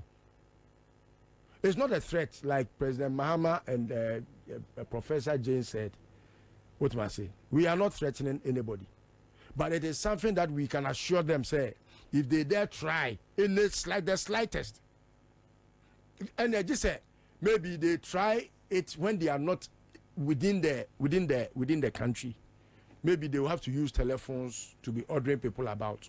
But whosoever will be ordered about should be very mindful. Say, and it's not something that. Me on said there be a metro radio ni so a na matu for say entna o me mekum mesi me yie abusuafo besi me yie a me ban kra no ahwe kra me nya bre ma wa yie ena wufu no enkwase ewu na wo wufu no wu boa wo ho election ya yakoi fa nipa nwotwe a omu wu ye no e boa wo ho say wontena ho ma akufo adon suma obi anaba omia ensuma obi emani mekun na me listo o meteme ba bi no abefrem se me enkoye yi se meba wa yi a I just say bia you died trying. What must I say? And I say bibi besia it must not be as if say Nipano you just sat aloof unconcerned and just allowed things to happen. And I'm actually so say tie na de bo anomano ne bo kra nya den ene wo mafunu ne bo nya den entra honu mo bi fa AK47 mebo tuo ye wie ne yebusa se nipa kra wa kra ye hu no aposifo so mu ni ba bi kra nipa kra ne wo wa bra ka ukra tuo na kasa abra no wo de bo obi anim a ono soso o twa hwe ya aka be hu no se we na nani apai no enti tuo eye omudi ba bibia koto tai ni bonya den minister kama kra bebrebe na kam chiche obi jimia na so obema na oba police station on na oba tutu a fata ne bono obi jaita no titano baby pa person so obema fa fini hwam oba tutu na twene Chasa ko wa 18. Ma unim e chano bono me chane pa Charles me cha baby a obi a na unim o tie ya ya ne say we are making last week me better studio aka sen bi na pani pa ba ko me bu ne pa na wa frɛ me no ne me kasa say ya ye nto yebo enti a che na mbusa nse opani etidi pa na nke fese nka se de usi tumi fui enka so do anu betum wo badwam se akufo do wakum nipa nwotwe in a democracy e de agitumi abra yenim abakra unya ya wo de mampani ani ye bo adefo ya na wase democracy e na wo de akufo do abehye yen kon e na ama je mensa nya impunity bi se onye answerable to the Ghanaian onye accountable obey ye de ono pe ene yasa mani soja no di nachi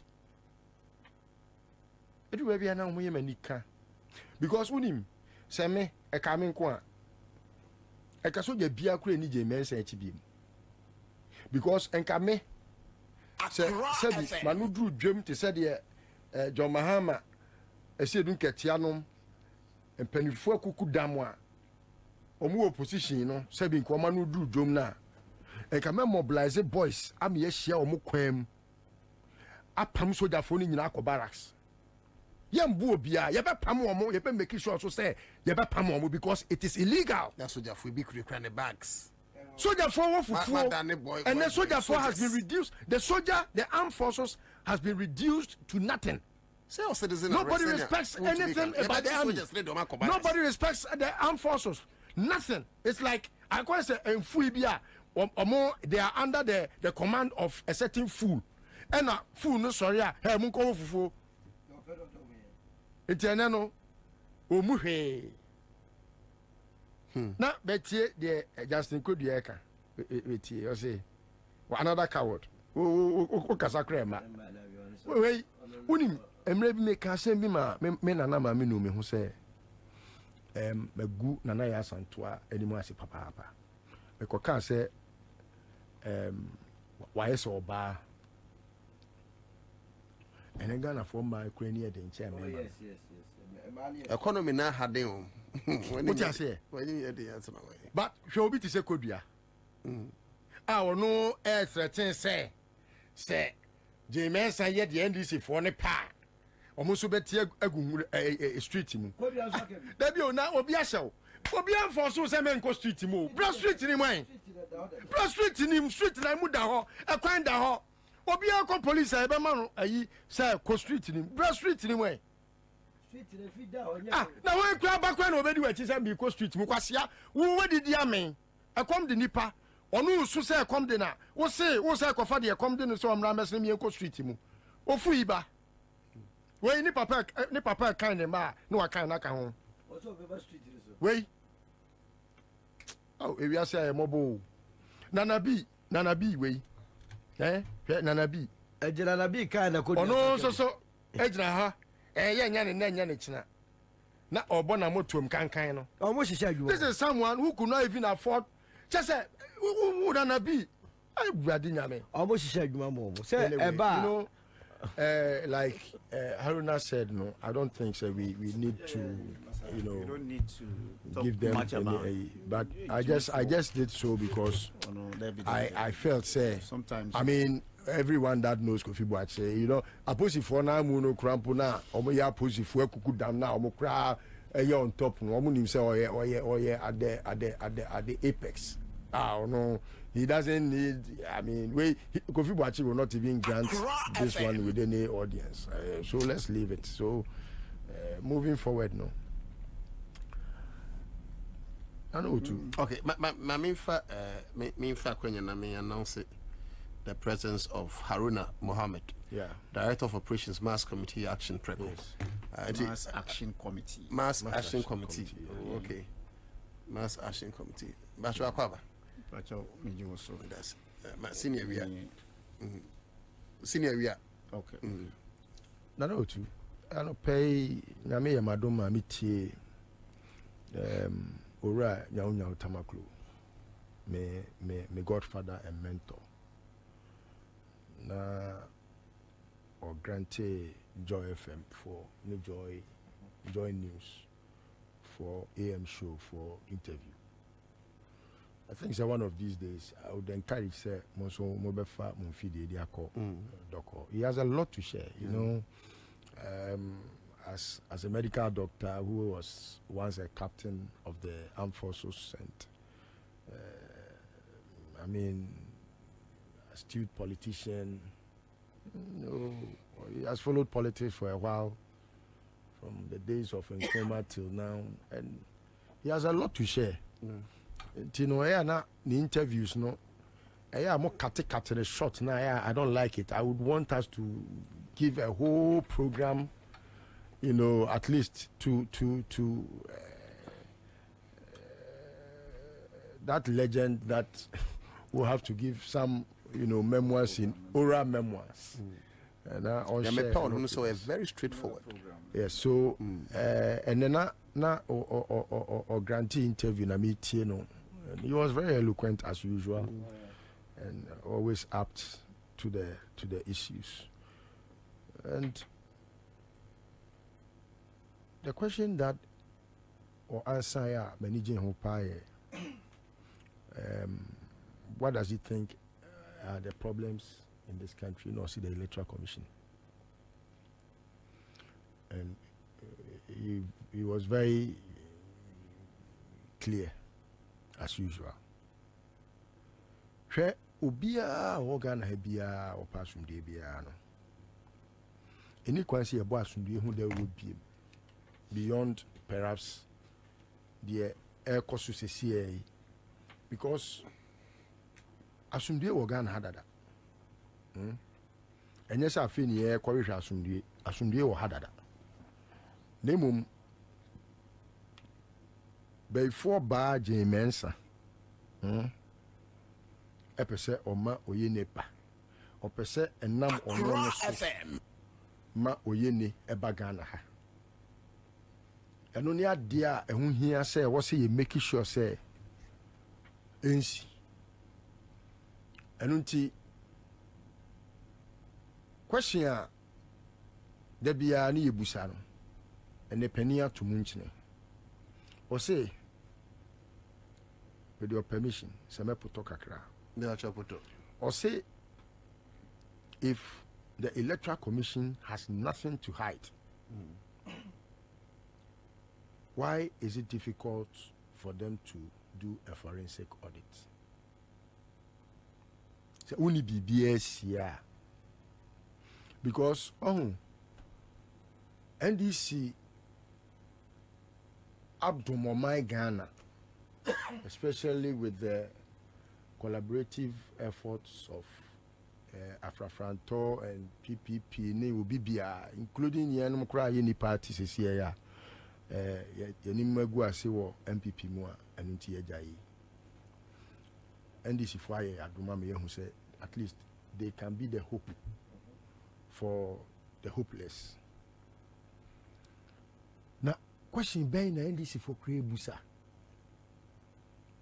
already tintin nene matumi buye o to way to four ball way to four ball ɛna list to way to NDC for a question nyina ne say obi boutique price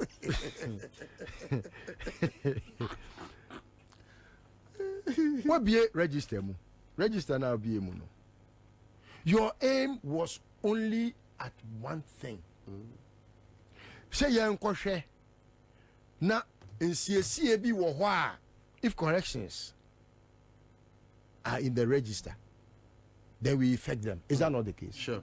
Okay. And to say nsiesie bi wo mu a and NDC for it take time. Even when you gave them the register at a very, very ungodly hour. There's a boni will trim. And to register was all the man, even some days or weeks or months before exhibition, you know. One farmer, no. Adia betse amaya exhibition, you know. The eve of the date for exhibition, you know. Ena mode register ne ma NDC for register ya ye ka ho asemi enye jemensa eyire ekunu ne ne ma edin na ewom ena obi aka say like a former chief justice your friend any yeboa so to do together with the panel no that enkofo no multi panel ni so nyina they should forever bow their heads down in shame. They have destroyed the democracy because they are answerable to us, the people of this country. They could not just be saying their judgments without even telling whys. And their whys tell to the Ghanaians, say, we are accounting for our stewardship as judges. Their whys, why they write their reason or reasonings for their judgments, no, it tell us why the people in that Supreme Court as justices, no, are answerable to young Ghana for. So imagine seeing the young some now what Timia Kache Jemensa say the human right. Ha, it is Jemensa human right to so tell Ghana for human rights. Oh, say judge for me, cause judge for me be a Jimia. Musi mamenka. Et you open it me kwatna we say kwatna judge akonyam e Jimmy say ya. Wa bo man no. When Jim Mensah is the sole returning officer of presidential elections. Obi ono in charge of elections, the only returning officer. Now we will say on your answerable to the Ghanaian because of her human rights. This one I answerable. Or no human rights. I should tell me to about me human rights. That you don't know answerable. Who is that for the now where you need a boy to me at them.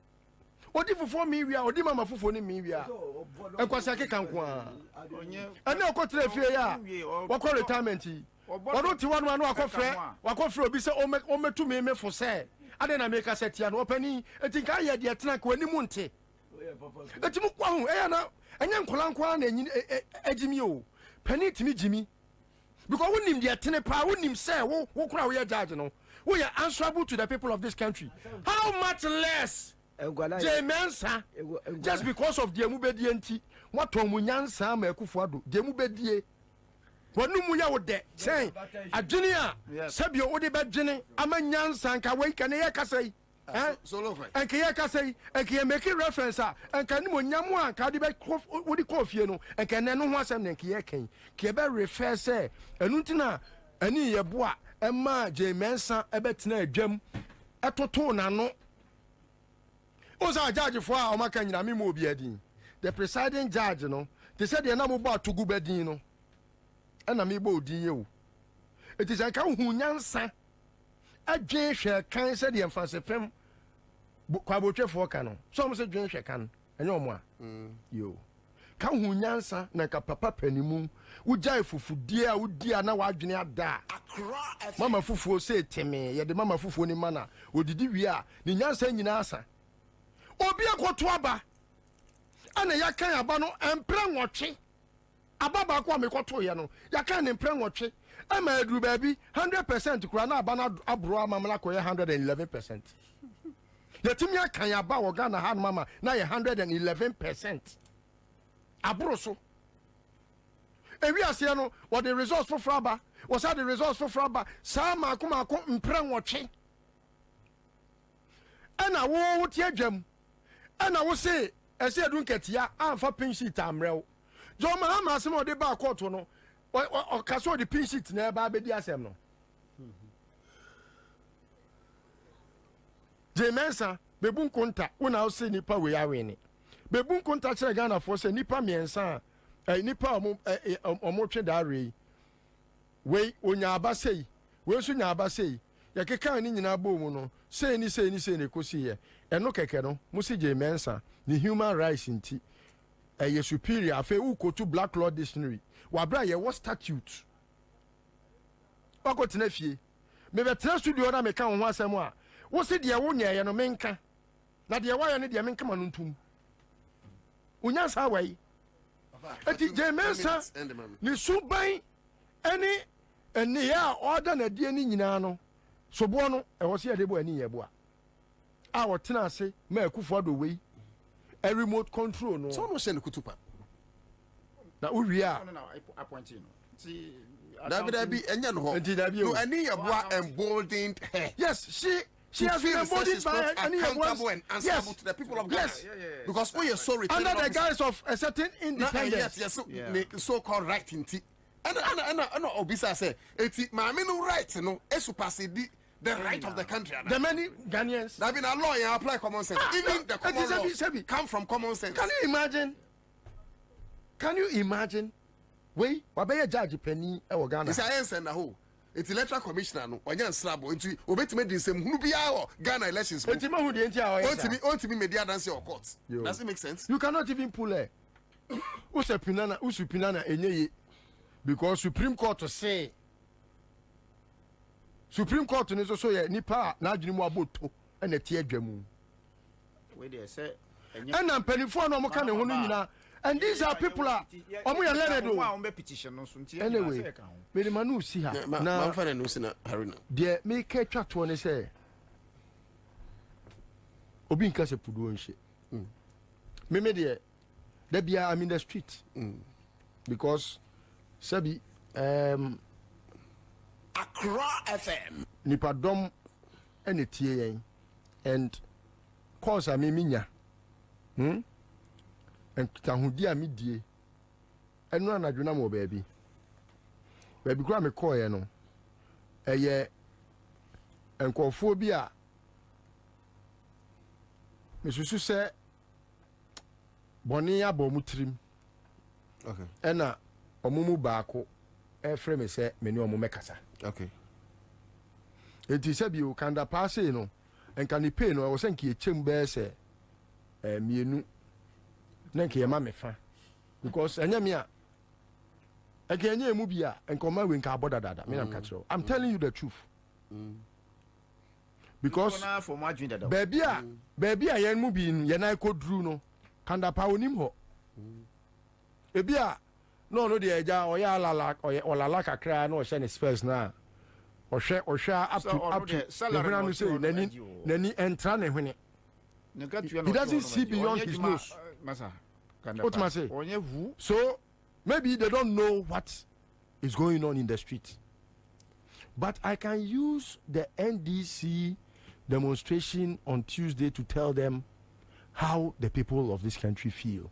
Then that will be our next because first minor and no and more mokoko. Yeah, enough. Let's say obi a sofo matise Methodist sofo penny was a moderator. I don't know if he's a moderator or whatever but this and then no more interview no now all catch Ghana for say so far no electoral commission are transparent.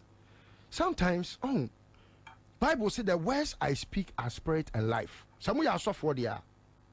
Okay, John was it? Is this 63? Down. I said the words I speak are spirit and life. And that same words. Can you imagine say Nyankopon na na kasa no? Yesu na na kasa. So if say Obonsamo kasa a spirit and death, is that not the case? It is how you suffer now. Be catch me say, obi a oya nioma in opacity say. Why transparent? It just suffer here na omu ni mo mind we the ekoso there. And I say omu no so no. The omu here ne say yamo omu ye from omu corn beef jollof.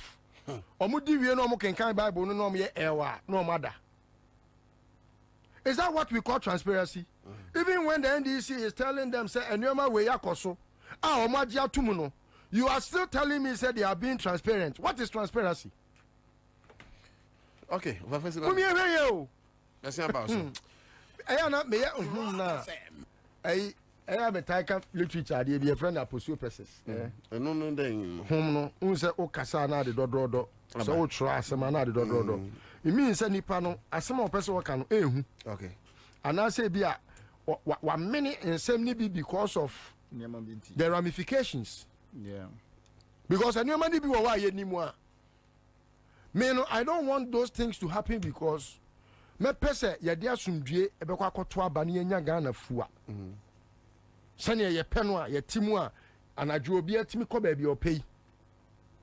Security be ya adwuma bibia be koso kama. Anya bia no candidate ame campaign man no also pese we 24-hour economy. You cannot have that running in an economy security enya papa and peace and stability enya adwuma. That is it. Intimidate sie no. Mumye mo nyina ho kokko. Right. Obia woja wonanum. Obia me say do baby a I don't intentionally do what I do. I out of sometimes anger. And I just say oledin su tie nkwanti na me yesa, but I'm just trying to let us be aware. Say you will have a nation to protect. We have Ghana to protect. You ditch him because last me can say the boxer was big. People think it could happen easily. Well, when the former how many presidents and a coup d'etat Guinea president I feel not your friend is a pick up to. I do. So I do. Pick up. To China soon. It is a munim owu I don't need Chastila and America. Munim owu sa ema we mienu tokonu ene jemensa munim owu eya se bi mo hwe na mo hwe enna. Okay, but that's it. Lydia Kam was a wafa our linguistics lecturer enti bacho title no aba ba ko na o se ne friend say e din na boy no de din hu be na apostle verses we na because you apostle verses uga apostle verses say ma ba me answer na agenda. Mohammed Ms. Bahudin is true bossman and Jin Mensa is a threat to our democracy. Okay, on also the across the MPP a threat to our okay. Jilema to I beg your pardon, Jamila to Mohammed. Now tell Solo I really admire him. That's fine. We say more fire list to an Nakusipo Mohammed na anyway. Or say we the Nidino say can someone help me with information about that man? I just want to say hi to him. Okay. Nina I take Toto Enso Edie Ewo Hanum. Okay, we say the device of suddenly breaking off in speech, okay, in coping with the unsaid and unsayable oral history is impelled towards aposiopesis. What's that mean? Aposiopesis. Okay, also there no. So my kwana yenti ayezo ma me say hey me ba we ene me china aye na just wa home ya ka no o dey say fridge because ya ka na hu sin so obechew say yes o be fa yire a enka ndam yase yo okay so Florence Nyako also a African man bombardier I see you I'm redeem you also here Mohammed all of you thank you. Yeah, come say 9th edition of Accra Stretch Basso 21st of September. You know, you share a war a year immensa two boat. A immensa ye Medina Quaniso. Brakra wash water the dada. Why are the pa water and wash the dada. Fabra for water and Branagana for whom so shut then. Eugene for water and Nebra. We will be a 21st in Ricra. By a head, social media mind. Eugene Ba was Eugene Fatron. Facho kasa we no na kasa gu mic no show ni nyina na nti we ni e dan no yempe kasa we dis bebre nti kasa bebre nti atade nti e kwaifa 21st also catch them kwa mi kwa tsara not first say why talkative rough okay 21st September senior Eugene edistre no sorry ejira ye de ani kirem e wosoro na kwa me nkruma peduase no o sane kwase ho ne nifa so na ye Lord Tavern ho ne ye koye no e kama pa bibiri sha mo wife ho ne ade bibiri be nya adwuma wo ho a whole lot e be business wo ho enti mu nyina mo mra ne ape bia but over this time they say mu nyina mo di achiu aruna mu nyina eso bia be kama ana nkrofo bibiri so aso asenti no list over yeah we are welcome Connect Cosmetics eba so asenti no Lord Tavern akasa de hodom restaurant akasa enti nyina ye nom ana eboshi give us Herba Center and yeah fair say ye ni give us akọ offer be can say ya nyanti ase apam nyesa enti omo de omo wayi give us Herba Center wo ambulance okay enti almost audit inya almost time ekọ nyina no ambulance ni dim that's say in person casualty but in case of anything yes we say in case of incasity just in case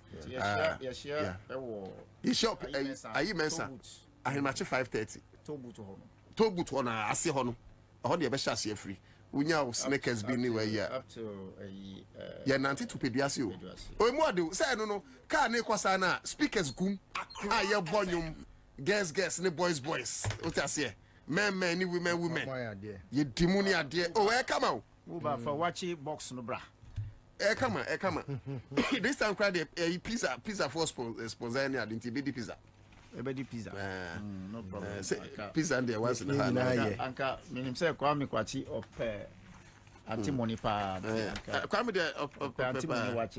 Okay, nti Green Force and Wicker Back Clinic support here, Smart View Eye Care support here, Multiple Quest also support here, Girls and Manufacturing Limited Company, and a Magdal's Kitchen, and a Casa Mineral Water, of course, Chicken Man, Pizza Man, also support here.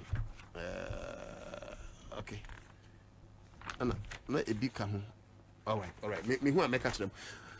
Sidia, Kajago, me pacho, ye rent me fee, and me apart from 79 days to elections, the next round, no, Chairman Besha say open so bet me the account. Enough is enough. The money ye into bet me the connect 79 days to elections. No, afei or hin kese bi go so ma hine. Yeah. Or hin kese asem no. It was say pitim. You done abasa no sre. Nti no so bet me the afra. Michia etefo. Michia Minya senior Lustowell na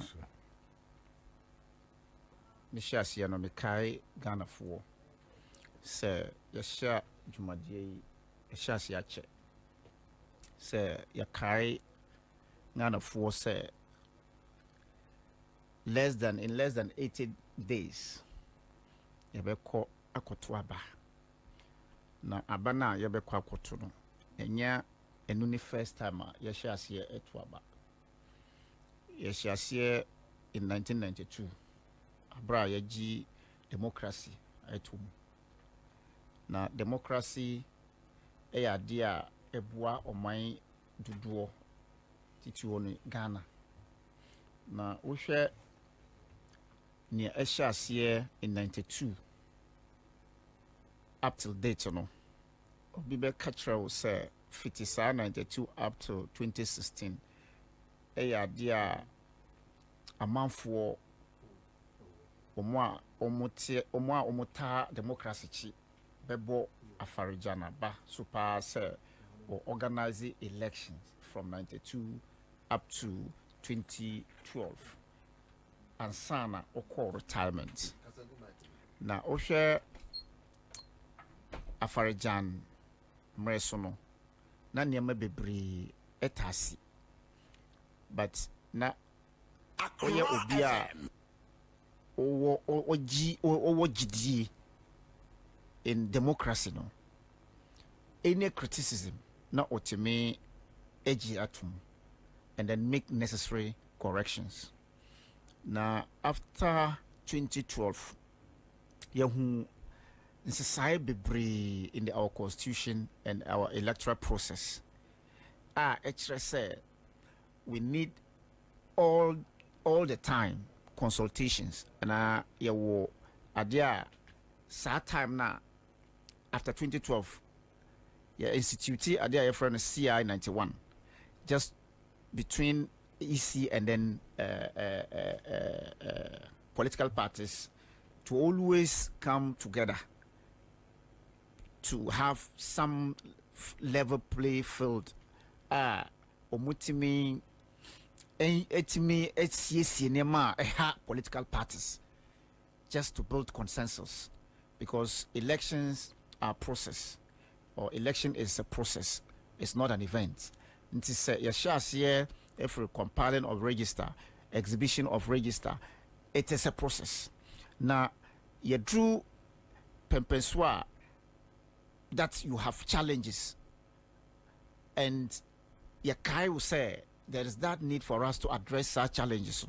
So Wunji Entuma, I don't know when you would have that time or you would have that patience to address issues such as issues are NDC, Edia Tujwa.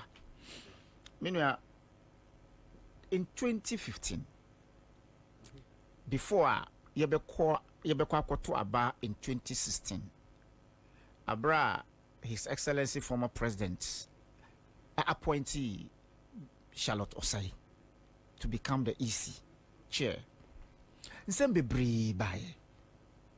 Raised by the then opposition in MPP. That's NPP. Not because Charlotte Osai was not competent, but the fact that NDC na appointee na perception no say you bet me a regi election no in favor of NDC no na dosu in the minds of well-meaning Ghanaians. But what did we see after election 2016? The demonstrations and allegations upon allegations leveled by the NDC MPP no no Charlotte Osai enye mre emawomo to the extent say yet committee led by VC Crab to listen to all political parties say NPP who were problems, Fabra, NDC were problems, and now we were problems. But it is not news that near NDC is something NCDA, a BC pen. How did the EC then resolve this issue? No? It is something Jean Mensa has to look at in trying to build consensus. Let's put on record, say, Jean Mensa then AEA boss. Yes, was part of the people I calling for that auditing as a then. As at that today, time. she's the EC. She's the issue. Yes. So, sad time, no. The committee that was set to listen to the grievances and the concerns of MPP, sad time, no. Ne Jean Mensa kaho omwana omofre for sa consensus buildings. Na Jean Mensa kaho aye na sad time. That's the paradox of life. What you say? So Sisiano, I know very much where say Jean Mensa enim ni ekoso. So what at all the Jean Mensa at the time see and now is different. The person yembisano. Sad time now offer say yam build the consensus, yam making sure say that we have a credible register. No, what has changed today? Nani now the same perception now na NPP wo efa Jean Charlotte saying Jean Mensa osa said the same perception now MPP wo, the same perception that MDC is holding. And it is not far-fetched. Say anything is possible because whatever is happening at the time, this same thing. To the extent say you know the MPP functionaries being appointed to the highest position of commission in the EC. So you are left to no doubt. Say near NDC, accuse Jean Mensa of no. It's not far-fetched because if today you have a register at the time that needed to be audited. And then na almost there be chinchina yensa register. And then people saw the need to build consensus, and then it produced the president we have today. Next, right there, whatever would happen in 2024, no, the same thing that happened would repeat itself. And it is indeed repeating itself. Because NDC is calling for a credible register. The entire nation is calling for a credible register, given the fact, say, there were serious dynamics. As we speak, there are lots of CSOs. Yes. Even Ananum, for instance, go so Mahine. Mahine, yeah. Other journalists are Efre. As we speak, UNDP, United Nations Development Plan, I'm saying. Yes, almost say they would sponsor. They would even bear the costs. Yes. Of what an audit will cost. Yes. Or some bear cost. You know? So it is. I mean. So it is just about understanding and building consensus. The issues are NDC areas, you know. Are there legitimate concerns? Let's even assume. Yes. The issues are NDC raising legitimate. What do we lose as a country if you coordinate your register for free and fairness? Now, what do we lose? Mass Action in 2015 had issues with Omoano Mufrese Yensi register. We had issues. In 2020, the same Mass Action supported the compilation of new register. And to say it's not calling for auditing of the register. Nature say there is something important that we need to look into as far as election 2024 is concerned. Now, if indeed near SCA in Tamale South and Pusiga is something to go by, nature say there is something fishy. Because to the extent, say, there is nothing like absentia transfer in our law books. Before Obi, bet me a transfer from one constituency to other.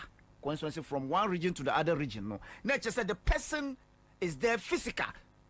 The person is present to do so. We have nothing like proxy transfers. The point you are making is that you see, new question about transfer before. That's what I'm saying.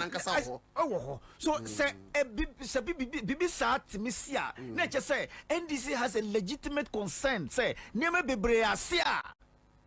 Omwa omuye stakeholders no money. And so going into 2024 election is something we need to have in our mindset. We are going with a clean register. Because to the extent, say, an EC chair, Betty baby, a transfer something from the nation, from the region, a constituency without the engagement or the involvement of the persons involved. Nature say anything is possible. So NDC is calling for a credible register, and it is not far-fetched. Among young Yanum, no more say young sister register in 2015. They were not calling for. Based on say mamaga ni kofiga di county, what can I say? No, Musi, the names that we have in the Ghanaian register together with the pictures na register no, the same names to same pictures na Togo register. In fact, wakai na from ya from say omunfa sa Togo register. Look, there was nothing like register no VC cap ARC because they were serious and Bamiana raises issues and yet went to defend it. And they said about 76,000 Togolese were on our register. Yes. Yeah, make I. Now see, okay, munkofa sa evidence. They couldn't expand. They couldn't expand that. Yeah. What they are saying, so allegations upon allegations. Nene nyina jina.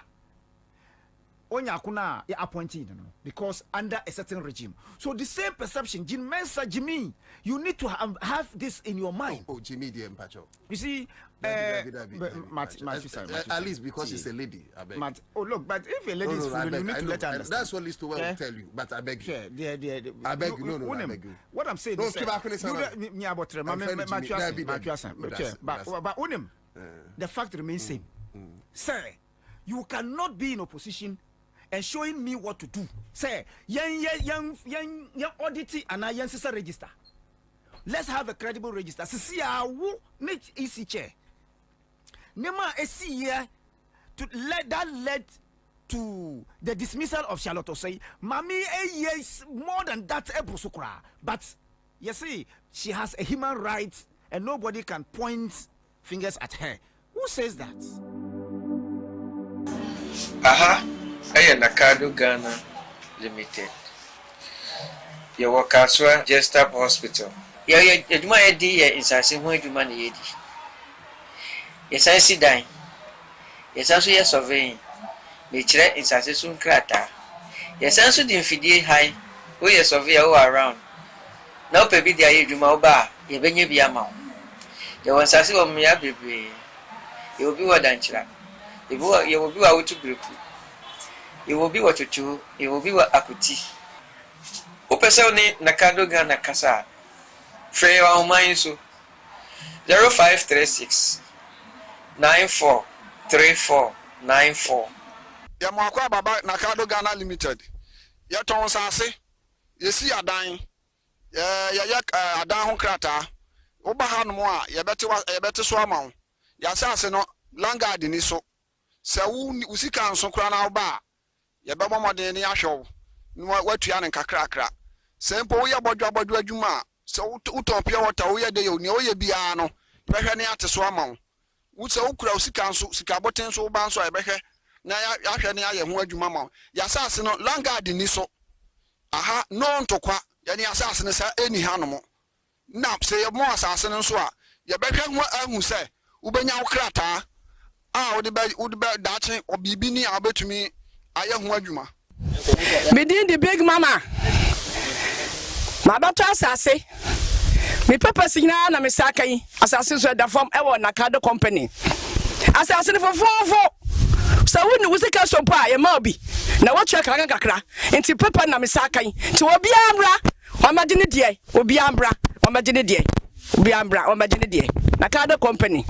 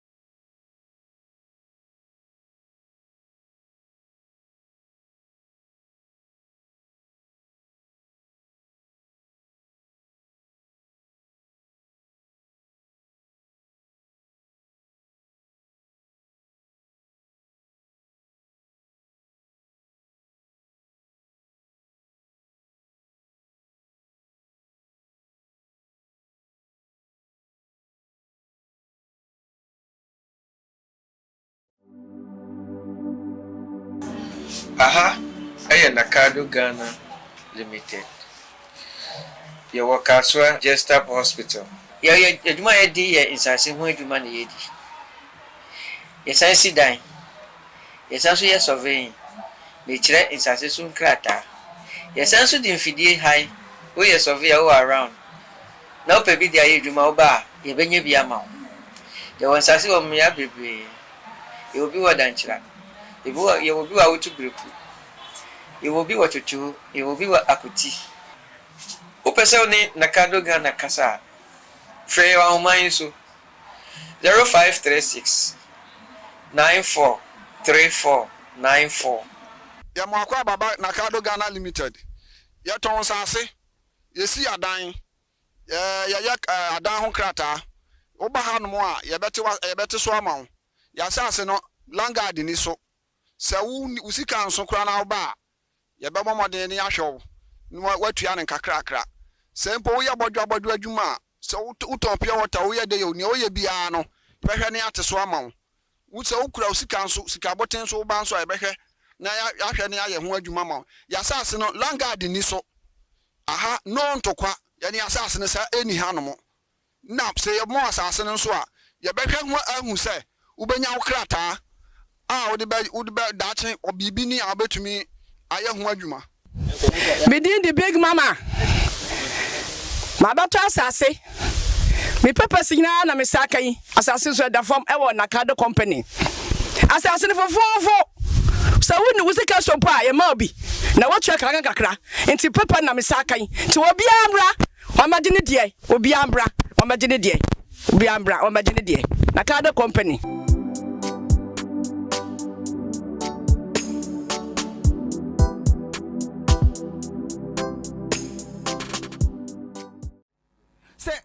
If you don't want people to point fingers at you, you don't assume public office.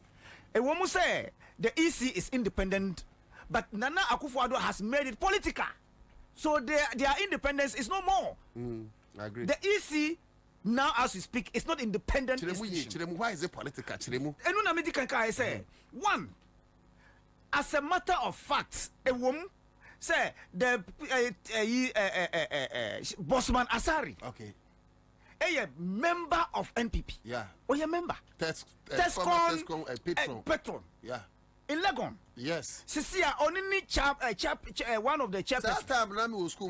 What do I say? So today, as we speak, if you be ball, and then my opponent, Papa Lefri, what do you think I should have in my mind? I have to be fully prepared. Said I'm facing 1 against 2. So in this case, Jin Mensa, NPP, Bosman Asari, NPP, Sa Osahine and our friends say near no Apiahini. On the no communicator. Or a researcher, Emma NPP in bro. In fact, the last elections, Apiahini represents NDC. I beg your pardon, MPP, what we call strong room in the region. In the region. Apiahini and I represent the MPP. So today, as we speak, if you have these elements, or MPP at Darko campaign, Ono in charge of IT, EC, under him, Anna BVDs, Nibias, Negiraye. So Sisia, say Bekasa, you quack to Aba, no wemu, na Kuraya, a register. How on earth can you say a year, clean and credible? Abra wemu. Nada sa commissioner no. When we all know the position in the past, the position they held in the past, sir, whatever would happen to keep this country safe, so that NPP would win hands down, was orchestrated by these individuals. Today they are in power. Today they are the leaders of the commission, and all that we say is let's all be fair to each other. Let's all be fair to one another. Let the register be audited, and also there be you have the men to be able to do that. Common Excel calculations. It took NDC to correct some of your Excel calculations. Abra, yes, okay. You have this number of transfers. The exhibitions now, the exhibition register, who say the number is beyond number that you produced. Tell us, where is the rest? And you tell us, say, there be, if you think, say, the names that you claim ewo eka register fabra yen abra wu na woman me register no for 2 minutes. What do you mean by that? 45 so the issue that we're talking about today is very crucial going into 2024 elections. Less than 80 days and 70 years. Sisia, as we speak, Ghana for yani register there's no register as we speak. Yambisa Jinmensa, where is our register? Mako register, Liso Ako register. Where is my name? Where is the register that I will use to vote? Less than 3 months, yani register. Yabeka, wasi yagusu. Mugusu eyedeng. Because the law says that you should not deprive people of their rights. Now this year, mommy. So Jin Mensa, the former IEA boss, championed transparency and accountability. Today, we see Akunyanosu, Yabisa transparency, I will see day. Yabisa there, you see your human rights is being trampled. Yes, say, what at all do you want Ghanaians to ask of you? That's the question we're asking. So NDC is not saying they will not go. It's not like the stolen verdict in 1992. NDC, they are wiser more than this. They are calling for credible register. And you're Ghana sikana audit register no. So we need baby idea.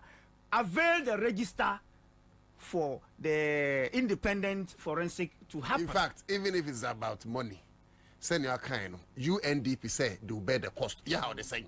Nti onja Jimmy some no na yema on produce register no ntam so that we will all be part of. Why just say my media yeah na be. But that's a fact. Okay say we Jimmy na me si jai ba cho yo ba ana otwe san. Won say ne opon no aye no. But the no so ya Jimmy sem tian dey me timi ka so. And dem ka so nchin say enye yi. What I say because that me dey ne say.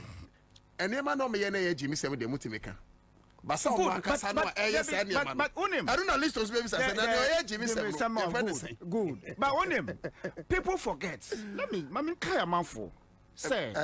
Going into 2024 election, Yambisa, who is the chief of defense staff? Yambisa, who is that person? The army commander who is leading the barracks today. The in-laws. And then the Achims are leading the front of the military. And Kachim mafia. You're chinning them to Achim mafia. Achim mafia. Achim for be Pemahamas. Achim mafia. Communicators. Achim mafia. Championing the Achim. And they are saying, say, Mahama Yeteni. And Onyeteni. The Achims are leading us. One, Onyebako, Akufuado, Gabi. Sa bedietu na me lead him. What I said there be who's who can because you are sorry actually listen what did work akufa na mamu the tribe no you are wiser than that. So the point I'm making is they are trying to capture the every sensitive position going into the elections so that they can intimidate people. The military man who is going to use so who ya waju say who the tuo eko huna obi a kai say ye gituo no you become useless. You are just a mere civilian without the uniform. We will not be preaching violence, but you see that's the point. Police for Ghana Omados 45,000 with them 50,000 54,000 me that's it for the and soldier force here say okay, my security service is 200,000. Good. On to about my own. Would you senior 200,000? Yeah, for my own. My police need be an say or didn't talk about. And like I'm saying, yeah, preaching because what them when we talk about proliferations of gun, what them 2 uncle from 7 of ye. So nobody should try that. Yeah, waha. Sure. I'm telling you. Sure. Even so, what happened in 2020? Now this what happened? They had to even steal before they became what?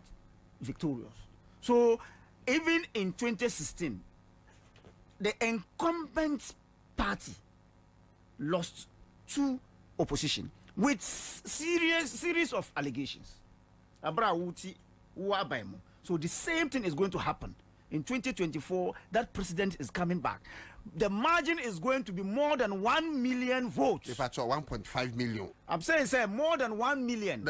I am being comedian 1.5 million. It's going to be more than 1.5 million. Simple. Finish. Makal. Because but senior, no, it's true. Yeah, but they will lose by 1.5 million votes. Senior, let's agree here. Sorry, so 5:45 for a paid interview. About 5:34. I feel so as a co adverts into Hobrasia Council. You do 4 minutes for me. It will be a Kasana crowd for this one.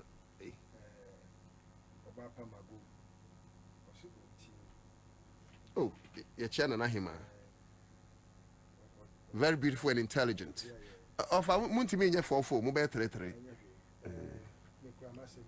Okay. I think, sir,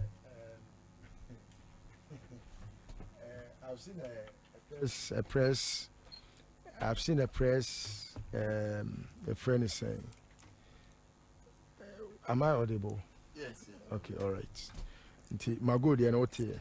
Yeah, okay. Me papa. Your friend is saying, me who say, cowards be a quiet press conference be, and I think say, since I saw back be a month for the assembly. I mean, if you have nothing to hide, let's all go into the audit. Oh, MPP4 and Emma EC enya asem kese pa. Subai no more than a day no se no. And it deepen the suspicion no. Emma the perception na amount for a war about omo any electoral commission sumasi dwedie no eyeho. Because empenifosi utirimu fanya china man wonku. Ade ekoso no. Apart from FM and your man NDC for our uncover. Abede dia electoral commission name wajia tum. Akopam obi wo pusiga woda electoral commission ano. Se wa transfer nkofo illegally.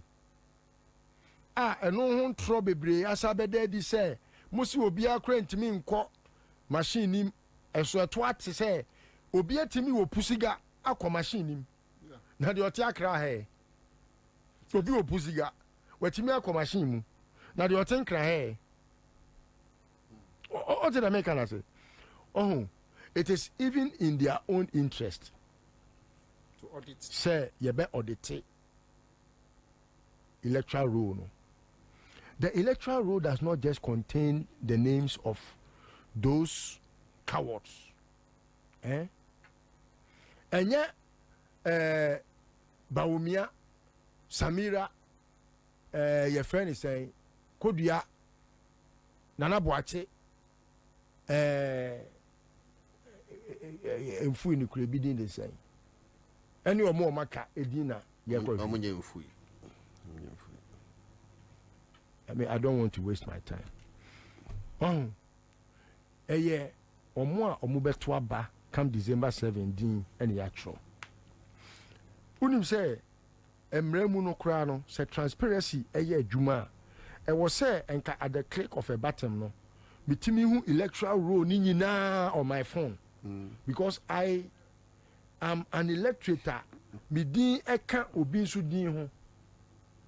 Ene se woko American friends embassy say woko apply visa. You are likely to see those who are on the list of ene or more ebi ombeko interview. Those who are eligible for interviews, meboa. Obeko na edi ne kro ma post to down. Eti adan na me amekoto aba no. Enka even every polling station bia no. One fan list ne kran ko boho. Say we mu na to aba. Say we mu na to aba wo ho. Enka exhibition no. Enka ye all through. This good suggestion pa. Because say edi ne boho dia obi abehu say o kwakume nu to aba wa ha enti bi krampa me amete ha no am ye pulling executive no na menye polling station executive no metimi kura ko cover say akwa we woni constituency we mu den na ne din wa ha ebi a wo de eya akwa akobo dan ho say oh we ya absentee list enti we free ha aba ha nti ebo ho nso no na political parties no na transparency and do confer enti this is what me person suffer no method is suffer na me di kwa no si method is suffer no and I mean 1 minute kakran ka me method is suffer no o ka say electoral commission is transparent now onu an ka say nim wona kuma mu say enya no kre e na wo ka no oh mo manyankopon mu si nyame atwetwe because nyankopon na mo som no na mo ye ne suffer no oyo obi a wodumi o ana o shira se modi ni din ya bone fo bone so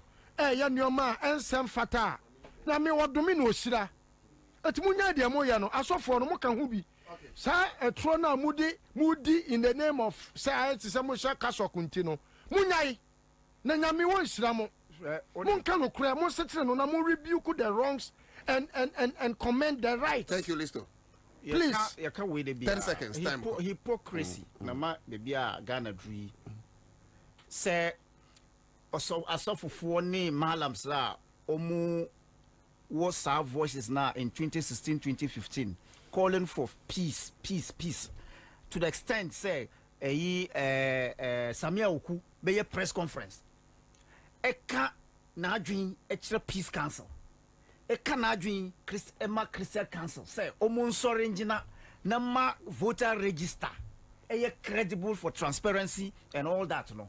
Ne say NDC enough is enough demonstrations are. Thank you. Nature say it is legal and it is legitimate for which reason obia oye Ghanani on sorry ngina enter NDC chi. All right. Now you make sure say also enough for Ghanaians. Also enough of the time. Bepacho your time na sakura. Augustine Ekuyazi.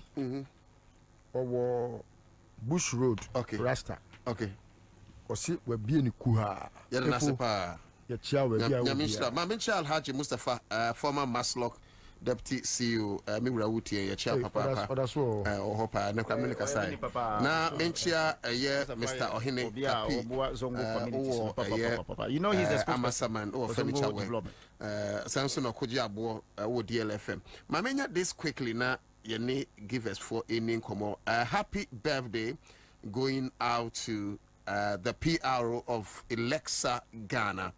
You deal in electric cars, electric tricycles and motors. Lawrence, it's your birthday today. Yeah, we show happy birthday. We free your head of sales and communications, Regina Anobia, Nyakopo Insha Papa, and also greetings to my CEO of Alexa Ghana. Hanum.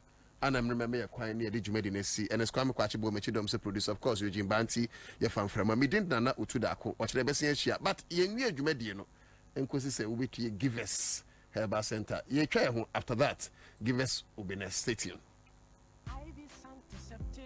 Sawuoke antiseptic papa a bit to me abobo ni ofie ho ban dia. Enie, Ivy's and Causes antiseptic were hot dem mao. Gilson Manufacturing Company Limited. Ede Ivy's and Causes antiseptic. Ivy's detergent, Ivy's bleach, Ivy's stain remover, any nyoma wodro bebre update traso. Jiwo dear ene nabo wo fie ho ban. Ivy's ni causes, ball ho ban abribia.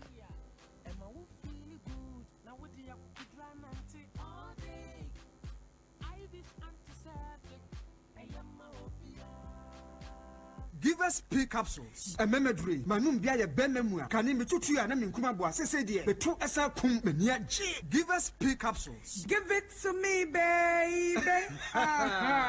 Give us core capsules as well. E mane meme nyina akoko yade. Sisi yade amamanya yem timotete wo mo no. Yedru no no. Manum bi amama de me ho. Give us core capsules. Mrs. Moye ding. Give us core capsules. I give it to you, baby. You give it to me. Oh yeah. Hey. Give us in no. A man need ya bebusiemu papa. Na bema ka give us P capsules. And Aha, Nakado Ghana Limited. Your Wakaswa Jestap Hospital. You do my idea is I say when you money. Yes, I see dying. yɛsan so yɛ surveying mekyerɛ nsase so nkrataa yɛsan so de mfidie hae woyɛ surveyor wo around na wopɛ bi de ayɛ adwuma wo ba a yɛbɛnya bi ama wo yɛwɔ nsase wɔ mmea bebree yɛwɔ bi wɔ dankyera yɛwɔ bi wɔ awotu bereku yɛwɔ bi wɔ twotwo yɛwɔ bi wɔ akoti wopɛ sɛ wo ne nakado Ghana kasa a frɛ yɛwɔ ahoman so 0536 943494 Yamako Baba Nakado Ghana Limited. Yaton Sase, Yesi Adan, Yayak Adan Krata, Obahan Moa, Yabeti Swamon, Yasaseno, Langa Diniso, Sau Usikan Sokrana Ba, Yabama Deni Asho, Wetian and Kakrakra, Sempo Yabodra Juma, so Utopia Watauya de Unioya Biano, Pehaniat Swamon, Utsa Ukra Usikan Sikabotin so Banso Ebehe. Na ya ne aye ho adwuma ma ya asase no langard ni so aha no ntokwa ya ne asase no sa eni hanom na se ye mo asase no so a ye behwe ho ahu se ubenya wo krata a wo de dache obibi ni abetumi aye ho adwuma Within the big mama ma bato asase me papa signa na me sakai asase so da form e wo nakado company asase no fofofo so when you say cash up a ma obi na what check kakra enti papa na me sakan ti obi amra o ma gine die obi amra o ma gine die obi amra o ma gine die na card company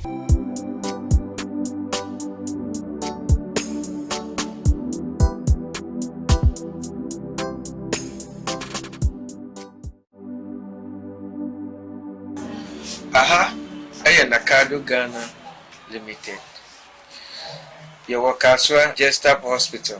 Yaduma Edi insase ho adwuma na yedi. Yesan dan. Yesan so yɛ surveying. Mekyerɛ insase so nkrata. Yesan so de mfidie hae. Wo yɛ surveyor wo around.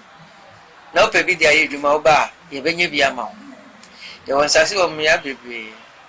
Yɛwɔ bi wɔ dankyera. Yɛwɔ bi wɔ awotu bereku. Yɛwɔ bi wɔ twotwo. Yɛwɔ bi wɔ akoti. Upesa ni nakado Ghana kasa frɛ wa ahoman so 0536 943494 Yamako Baba Nakado Ghana Limited. Yaton Sase, Yesi Adan, Yayak Adan Krata, Obahan Moa, Yabeti Swamon, Yasaseno, Langard ni so, Sau Usikan Sokrana Ba, Yabama Deni Asho. Wetian and Kakrakra. Sempo Yabodra Juma, so Utopia Watauya de Unioya Biano, Pehaniat Swamon. Would Ukra Sikansu, Sikabotin so Banso Ebehe, Naya Yahania Yamujumama, Yasasino, Langard Niso. Aha, no Tokwa, Yani Assassinus any animal. Nap say more assassin and swa. Yabeka who say, Ubenya Krata. Ah, would be Dutching or Bibini Abe me, I am Wajuma. Within the big mama ma bato asase me papa signa na me sakai asase so da form e wo nakado company asase no fofofo so when you say cash up a ma obi na what check kakra enti papa na me sakai ti obi amra o ma gine die obi amra o ma gine die obi amra o ma gine die nakado company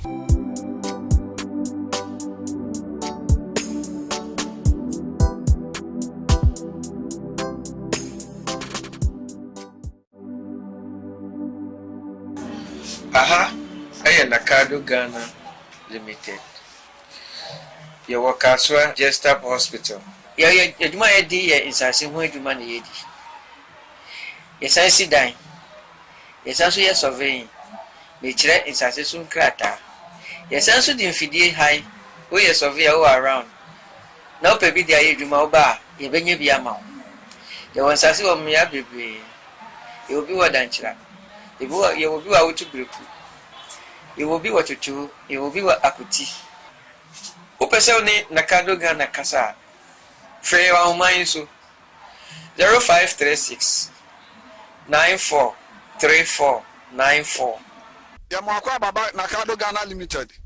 Yaton Sase, Yesi Adan, Yayak Adan Krata, Obahan Moa, Yabeti Swamon, ya asase no langard ni so se wo usika nso kra na oba ye be momoden ni ahwew no watua ne kakrakra se mpo wo ye bodwa adwuma se uton pia water wo ye de yo ni wo ye bia no behwe ne ateso ama wo se wo kura usika nso sika boten so ba nso e behwe na ya hwe ne aye ho adwuma ma ya asase no langard ni so aha no ntokwa ye ne asase ne sa eni hanom na se ye mo asase no so a ye behwe ho ahu se ubenya wo krata wo de dache obibi ni abetumi aye ho adwuma Within the big mama. My daughter asase. Me purpose na me sakai. Asase so da form e na Nakado company. Asase for 4. So when you say so pa ye ma obi. Na what check kakra. Enti papa na me sakai. Ti obi ambra. O ma gine die. Obi ambra. O ma gine die. Obi ambra. O ma gine die. Nakado company.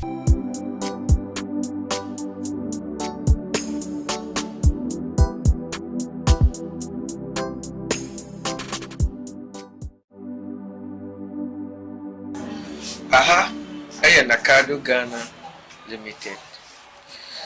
Your workers were just up hospital. You might be is as if you money. Yes, I see dying. Yes, also yes, surveying. Nature is as a soon crater. Yes, also the infidel high. We are survey all around. Now, baby, there you do my bar. You be a mount. There was as if me a baby. You will be what done. You will be out to break. You will be what you do. You will be what akuti. Upesoni Nakado Ghana Kasa. Frey wa umainsu 0536 943494. Ya mwakwa baba Nakado Ghana Limited. Ya ton sase. Yesi adan. Ya adan ho krata. Oba ha no a ya bete so ama. Ya sase no langard ni so. Se usika nso kra na oba ya be momoden ni ahwew no watua ne kakrakra se mpo wo ya bodwa adwuma se uton pia water wo ya de yo ni wo ya bia no behwe ne ateso ama wo se ukura usika nso sai na ya hwe ne aye ho adwuma ma ya sase no langard ni so aha no ntokwa ya ne asase ne sa eni hanom, and they want to destroy everything and sell it to themselves. So they'll come and tell us it's not viable. And they know it is possible to do it. And that is why Oma Peke sa motono is possible. It's possible. And you're possible, say. It's possible. It's possible. Yes, it is. Very possible. So, Ushian Pipinia. It's possible no nyane papa mu o catch you say it's possible say dollar bet me adru 19 cedis by November. yeah o catch you say it's possible. Anybody I don't say or don't go 40. It's possible that dollar be hit it. It's possible say enche you better your friend say fuel. You better fuel 20 cedis, 25 cedis per liter. It is possible. It is possible. Bibia it is possible. It's possible, said they will add more taxes. But the taxes be kind you need to know catch us it's possible. It's possible even in the face of companies folding up. Among for journey companies journey from Ghana because of the taxes.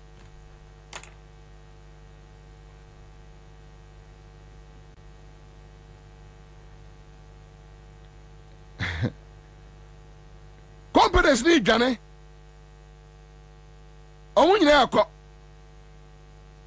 Then you have some criminal voices.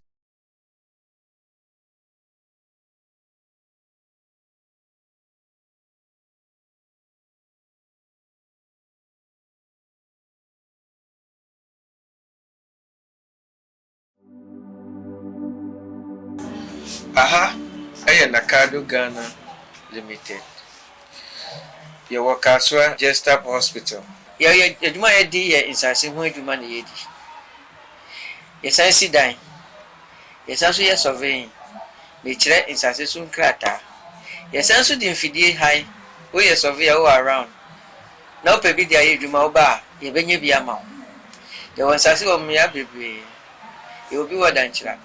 You will be out to group. You will be what you do. You will be what akuti. Upesoni Nakado Ghana Kasa. Frey wa umainsu 0536 943494. Ya mwakwa baba Nakado Ghana Limited. Ya ton sase. Yesi adan. Ya adan ho krata. Oba hanom a yebete so ama. Ya sase no langard ni so. Se wu usika nso kra na oba. Yebebo moden ni ahwew. No watua ne kakrakra. Se mpo wo ya bodwo adwuma. So uton pia water wo ye de yo ni o ye bia no behwe ne ate so ama wo se ukura usika nso sika boten so ba nso ebehwe na ya hwe ne aye ho adwuma ma ya sase no langard ni so aha no ntokwa ya ne asase ne sa eni hanom na se ye mo asase ne nso a ye behwe ho ahu se ubenya wo krata a wo de dache obibi ni abetumi aye ho adwuma Within the big mama my daughter asase me papa signa na me sakai asase so da form e wo Nakado company asase ne fofofo so woni wusika so pa ye ma obi na wo twa kakra enti papa na me sakai ti obi amra o ma gine die obi amra o ma gine die obi amra o ma gine die Nakado company.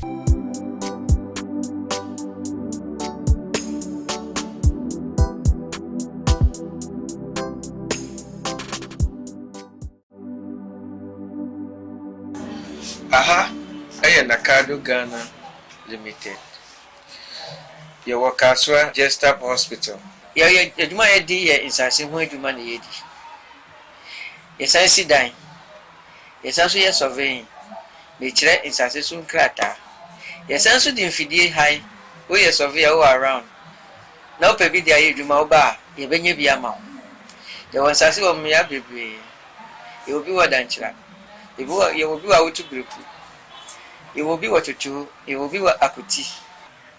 Upesoni Nakado Ghana Kasa. Frey wa umainsu 0536 943494. Ya mwakwa baba Nakado Ghana Limited. Ya ton sase.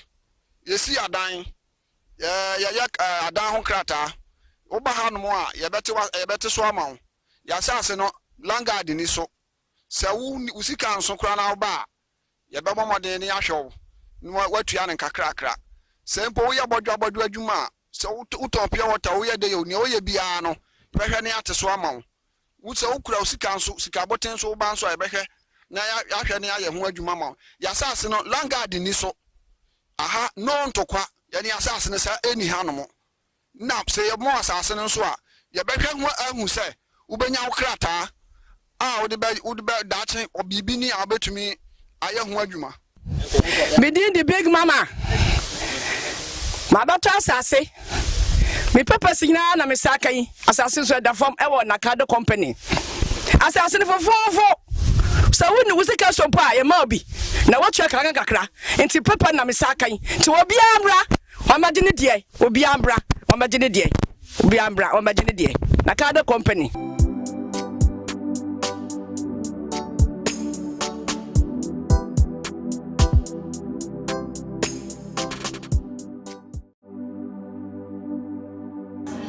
Aha, Nakado Ghana Limited. Your workers were just up hospital. You might dear in Sassi when you money. Yes, I see dying. Yes, also yes surveying. Nature in Sassi soon crater. Yes, also the infidel high. We are surveyor all around. Now, baby, dear, you do my bar. You bring you be a mount. There was Sassi of me, baby.